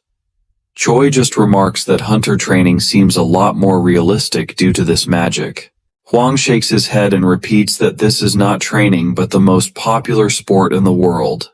Choi is still having trouble grasping the idea that such technology and magic isn't used for training, but rather just for hunters fighting for fun. Although Huang says it's a competitive sport, Choi is still unconvinced. Yet the clan leader tells him that it is stupid to even compare baseball and soccer to something like the 6-Star League. Something more comparable would be the UHC, which is also a hunter sport. It is a competition where hunters fight one-on-one, and once a person watches the UHC, other combat sports become boring. He asks Choi if he feels excited hearing about all these new things, but Choi just denies it. Huang laughs, asking if it is because he knows Huang is the strongest. Choi is quiet for a moment before replying that he is bewildered. He had been focused on the Earth crisis, training the hell out of his body since he was worried he might be late, and had always been searching for a way to return to Earth. He did all that, but the hunters on Earth have simply become sports stars. This is quite disheartening. However, the Lava Cat says he should still be careful, as the constellations are familiar with the SSL and UHC too. It might be unfamiliar to him who does not really have any avatars, but for constellations with avatars, these are like proxy wars. The spread of the magic called the other side of the world may have something to do with the proxy wars too. Choi wonders if they purposefully spread the magic in order to find avatar candidates. Meanwhile, Huang is still explaining that hunters nowadays do not have any dungeon experience, and they become hunters only for money and fame. If there is a sport that one likes, one can try it. With a little bit of success, one will earn more money than they will ever have use for. Those lining up in front of his house all want that opportunity. After saying his fill, Huang asks Choi about his life the past few years, and why he had gone to the abyss for training, if perhaps he had been scammed. Seeing Choi's long face, Huang became sure of it. It is a long story, but before Choi can explain, he requests Huang to lift the power limit of the other side of the world's magic. He says he feels bothered by the restrictions. Huang says that this room was adjusted for A-rank hunters, so he should not have a problem. Choi explains that although he was given a C+ rank, his martial arts could not be properly assessed. He broke the measuring device with his inner energy, but it was apparently not enough for a higher rank. Huang says that if it was enough to break the ball, then the examiner must have been bribed, so he will look into it later. That aside, he reasons that if the current limitations are uncomfortable for him, then he must have become really strong. Then when asked, Choi says it is a long story and Huang tells him to make it short. Choi releases a bit of his aura and says that he went there in order to protect Earth. Huang quietly apologizes for asking for the short version and asks for the long one. After receiving a hefty explanation, he understands that he had wandered around and become a constellation, and now Choi had returned to protect Earth, essentially making Choi a senior to Huang. Of course Choi, our dear idiot, had expected Huang to believe all that from the very beginning since he was a big bro to him. But Huang is still doubtful as many returnees from the abyss were crazy. Just then Choi asks him if he will believe Choi if he sees his ability. Seeing his confidence, Huang can understand that the reason why he asked to lift the restrictions in the first place was so he could tell the truth. Huang has a fierce look in his eyes as he says that no matter how strong Choi has become, he has never seen an S-rank hunter. Meanwhile, Huang claims that he himself has come close to dying during such fights, and received an A+ ranked skill called the leveling up via death skill. Choi smirks, saying that he has been reading too many fiction novels, and Huang returns the taunt back to him as he launches himself in the air for a fight. Huang replies by saying that they were both nerds, so neither could criticize the other. While in the air, a pink light glows on his wrist like a tattoo that Huang announces are tattoo-type artifacts. Choi merely looks up, slightly interested, but unfazed. The numerous magic missiles launched from Huang fly towards Choi at an incredible speed, but seeing him standing still, Huang shouts at him to dodge in panic. Choi says there is no need and merely lifts a finger. With energy leaking from the finger, he fires a straight beam of pure mana that breaks most of the missiles in the direct line of fire and grazes Huang's cheek. Huang kneels and touches the ground and casts the sixth circle of magic, the path of lava. Choi asks where the heck he even learnt this kind of magic. Huang curses as he feels Choi is looking down on him. He then uses a spear of pure fire, another sixth circle magic. Choi simply makes a protective key shield around himself that dissipates the spear before it can even get near him. Huang looks at it and is shocked, shouting that he thought it was only a fake rumored skill spread by the Chinese. Realizing that even such simple things are fake, Choi is really depressed. Just then, he feels that he is low on energy already. This is because he used a Kai shield when his strength was limited.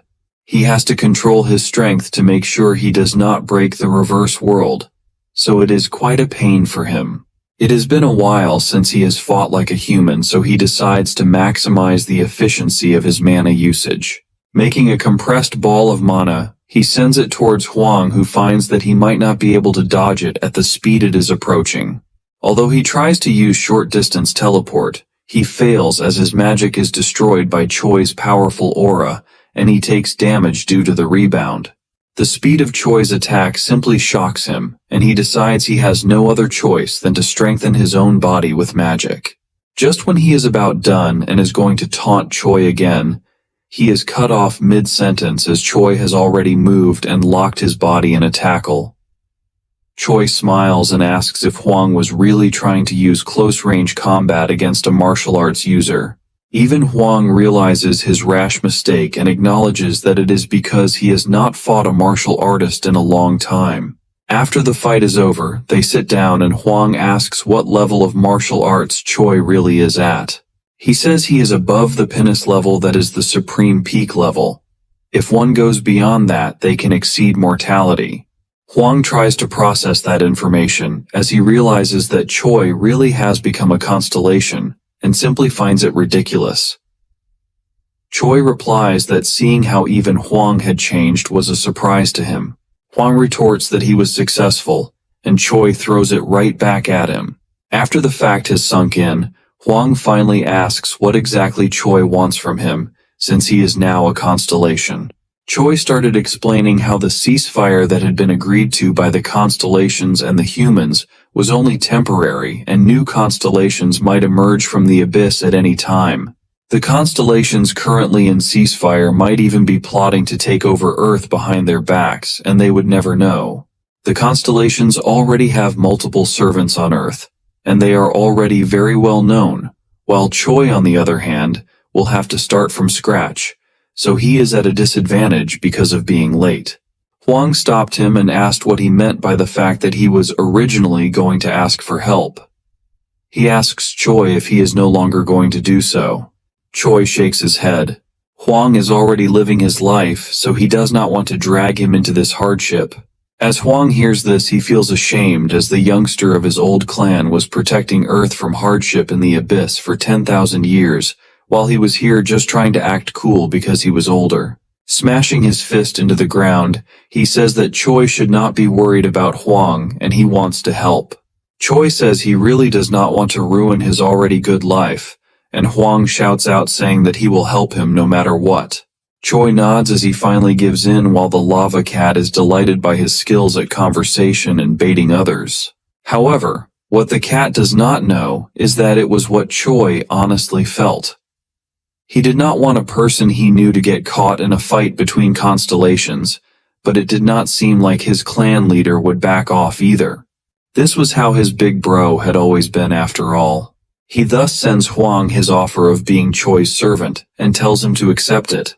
Huang is a bit hesitant, seeing that he has to serve under someone younger, but Choi is a constellation after all, so he accepts in the end and becomes tied to him. The system notifies that if he disobeys the rules of the constellation, then he will receive penalties, and as a servant of the constellation, he will become even stronger. Choi, Huang, and Odagon are all sitting at a table having some beverages while Huang is remarking on how he had never thought he would be entering a contract with a constellation. Serving under a constellation meant selling one's soul to them and having all of one's moves monitored. But Choi assures him that he will not monitor his every move so he does not have to worry. He then explains that the primary plan is to first hide the fact that he is a constellation for a start.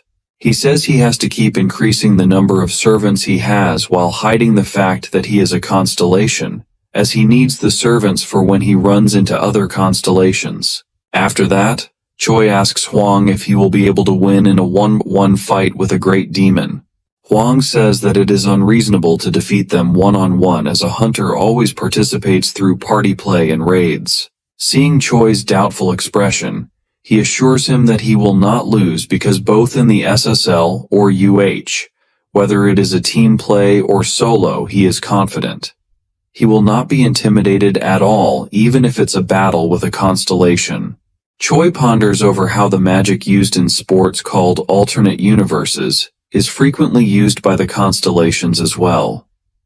It is strange that humans partake in hunter sports using magic. The cat explained that the constellations battled in the same manner by sending out their servants to battle each other. It was highly possible that other constellations have intended the hunter sports to become popular, since it becomes easier to select their servants based on their performance levels. Choi believes that is too wild of a speculation to think that constellations watch this type of crap. However, the lava cat says it will be quite entertaining for him to watch this, and that he should not underestimate the boredom of the constellations. Even at this moment, most constellations writhe in agony of their boredom as they speak. Either way, Choi concludes that if servants were to fight like Earth's hunter sports, it will be a huge advantage for him since he is used to fighting in this fashion after all. And as important as it was to increase the number of servants, one needed to become the object of their envy. In other words, fame worthy of the strongest hunter. When an A-class dungeon opens, this is the type of hunter that the nation's government will plead and beg for assistance. As much as people claim that their nation's hunter is the strongest, they know deep down which hunter remains the strongest in the world. This leads to faith and devotion. Huang understands. Choi definitely had the skills, but the problem was how to showcase it to the world. Huang decides to introduce Choi to a clan. Although Choi starts to joke, he shuts up when Huang gets serious and explains that he is in charge of multiple groups at present. There is not just one single clan, but an entire company group where the profits are out of this world. All cores and items in dungeons are purchased by the company as well as the additional support and bonuses. As long as one is able to prove their loyalty, they will be rewarded handsomely, so it is a much wanted spot. But despite hearing all that, Choi does not understand why Huang wants him to join a clan. Huang scolds him and tells him that he needs to hide his powers adequately. Choi stares at his hands and remarks that although he managed to limit his powers down to max level, as long as he can control it well, he can battle classes from A to S. Huang tries to ignore that indirect hurt he got from that statement, and tells him he will send Choi to a clan where they take top candidates so he can look for servants there. However, Choi asks if they will really like it if a C+ ranked martial arts user joins their clan. Huang says they will not like it at all, so he can do nothing but suggest Choi to rank up. As long as Choi reached A class, he would become utterly recognized, and even further and highly decorated individuals will be honored as S class.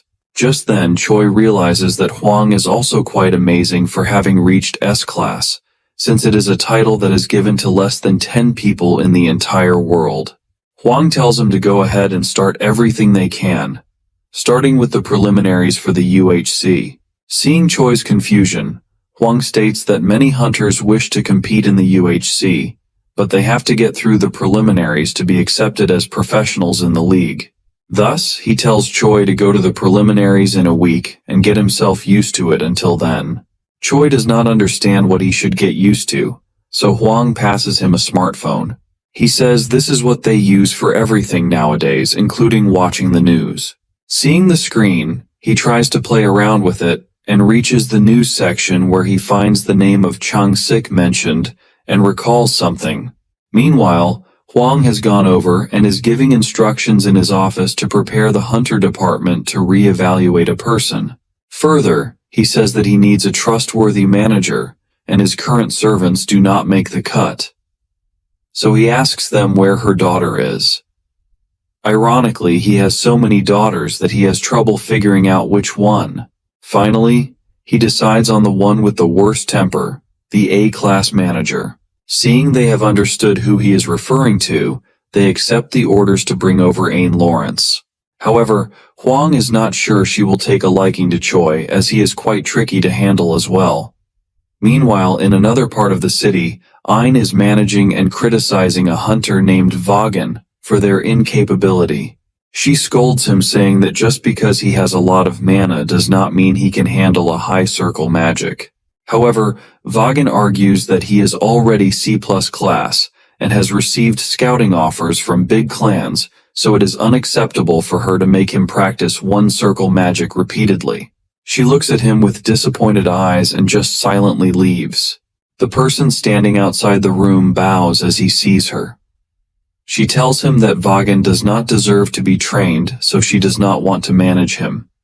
He does not refute and merely apologizes before entering the room. After entering the room, he starts kicking Vagan, who is still lying on the ground, and curses the heck out of him.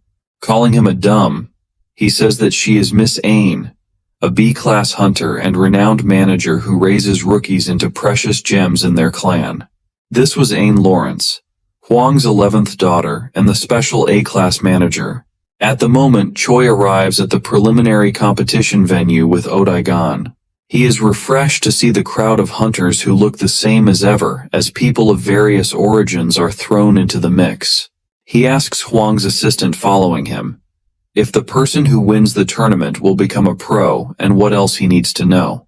The assistant says that it is the preliminaries for the C-Class League, so there will be a lot of D and E-Class hunters joining in as well. There will always be other opportunities, so he asks him to take it easy and treat this as a learning experience. Choi just agrees and walks forward. Meanwhile, Odaigon, who is on the phone right now, is playing a game that eerily looks like Temple Run, but with a goblin as the main character. Choi tells the Goblin King to stop playing games and wait for him there. After hearing a sincere reply, he leaves and wonders if this will take a whole day. Inside the competition lounge hall, he can find various types of people like reporters, people from broadcasting companies, and even clan recruiters. One of them is scratching their head, cursing his team leader for sending him here as he believes it's a waste of time. A person near him remarks that they should just wait with patience for decent hunters and asks if he's new here. The clan recruiter says he is there from a clan. What he does not divulge is that he is the Ambitus clan's recruiter, Kwepi. The Ambitus clan is the one who had received information about the crystal ball readings of Choi. Their leader had received a phone call saying that the measuring device had shattered and had wondered if it had been faulty. But the examiner had assured him that the device was absolutely fine. The recruiter had checked that he had passed all the tests and did not have abnormalities either. The clan leader had also received information that he was from 30 years ago and a martial arts user. Coupe had asked if he should send someone to recruit him, but the leader still had doubts. Yet, he did not want to miss the 1/1,000,000th chance that it might be true either. Thus he told Coupe to go and confirm it with his own eyes and ask Choi to learn magic if he has decent mana. When the clan leader ordered so, Coupe had no choice but to come. Thus he waits expectantly to see how good the returner named Choi is with his martial arts. As soon as Choi enters the arena, he is notified by the system that he needs to control his power, or the virtual world will be destroyed. After a lot of effort, Choi finally manages to suppress it. As a result, his skill called Subdue the Strong and Assist the Weak has been activated, and he decides that he will be able to use Fist Key to a certain extent, and Fist Hurricane as well. Furthermore, due to the restraints, his existential power would increase manifolds as a result of fighting here. Seeing him mumbling weird stuff, Choi's opponent asks if he is crazy, but Choi just replies nonchalantly. The opponent taunts him, but the referee intervenes saying that they will be disqualified if they fight before the signal is given. During the match, one can use any skills as much as they want, and when one surrenders or when both are incapable of fighting, the match ends. While listening to this, Choi is just stretching his arms and yawning like he is bored. The audience who are watching the live stream cannot help but comment that he is probably being arrogant, but also welcome the good showmanship. For these stream viewers, it is their first time in a long while seeing a martial arts user, and Choi is almost like a living fossil to them. Meanwhile, the people who are assessing the performance of the candidates are going through his data and are shocked to find that he is a martial arts user. They are all thrown into shock as they realize that martial arts users are still around. It had been way too long since they last saw one. It is the opponent's first time fighting against a martial arts user. When the opponent learns that Choi is a martial arts user, he decides to put distance between them as soon as the match starts. Thereafter he would use the second circle float magic and use a strengthened magic missile. As the referee's countdown ends, the match starts, and the opponent jumps back in an instant. He thinks he is faster but cannot finish his sentence as Choi's fist comes hurling at him the very next millisecond. The fist hits him square in the face and he is sent flying as he crashes against the wall of the arena. Losing consciousness, he falls to the ground with a dull thud. As the onlookers stare in obvious shock, the referee has no choice but to declare the end of the match and declare Choi's win. Seeing it end so soon, contrary to the audience's expectations, Choi feels utterly disappointed. The Ambitus clan's recruiter is just as shocked, but does not lose a moment to call his clan leader and inform him that Choi is a real gem. The clan leader says that it is unexpected to have found one in martial arts, so he tells him to try scouting him. Later, when Choi is back in the waiting room and is watching the matches on the broadcast with disinterest, a voice calls out to him from behind. He turns around to see the recruiter whom he remembered seeing a while ago. This happens to be Coupe, who immediately starts flattering Choi and gives him his card as an introduction. He says that Choi might already know, but being a hunter these days is no longer the same as in the past. So compared to hunters who fought before, they cannot even be considered hunters. Choi, however, replies that it is all right as long as the hunters are strong and well-trained. Skipping the small talk, the recruiter informs Choi that he is from the Ambitus clan and is there to scout him. Seeing his expression change, Coupe presses on, asking if he has heard of them. Choi dismisses it, saying he is a returner, so he could not have heard of them in any way. Just how is Coupe planning to recruit Choi, and will his offers prove tempting enough to our young constellation? There's a long road ahead after all.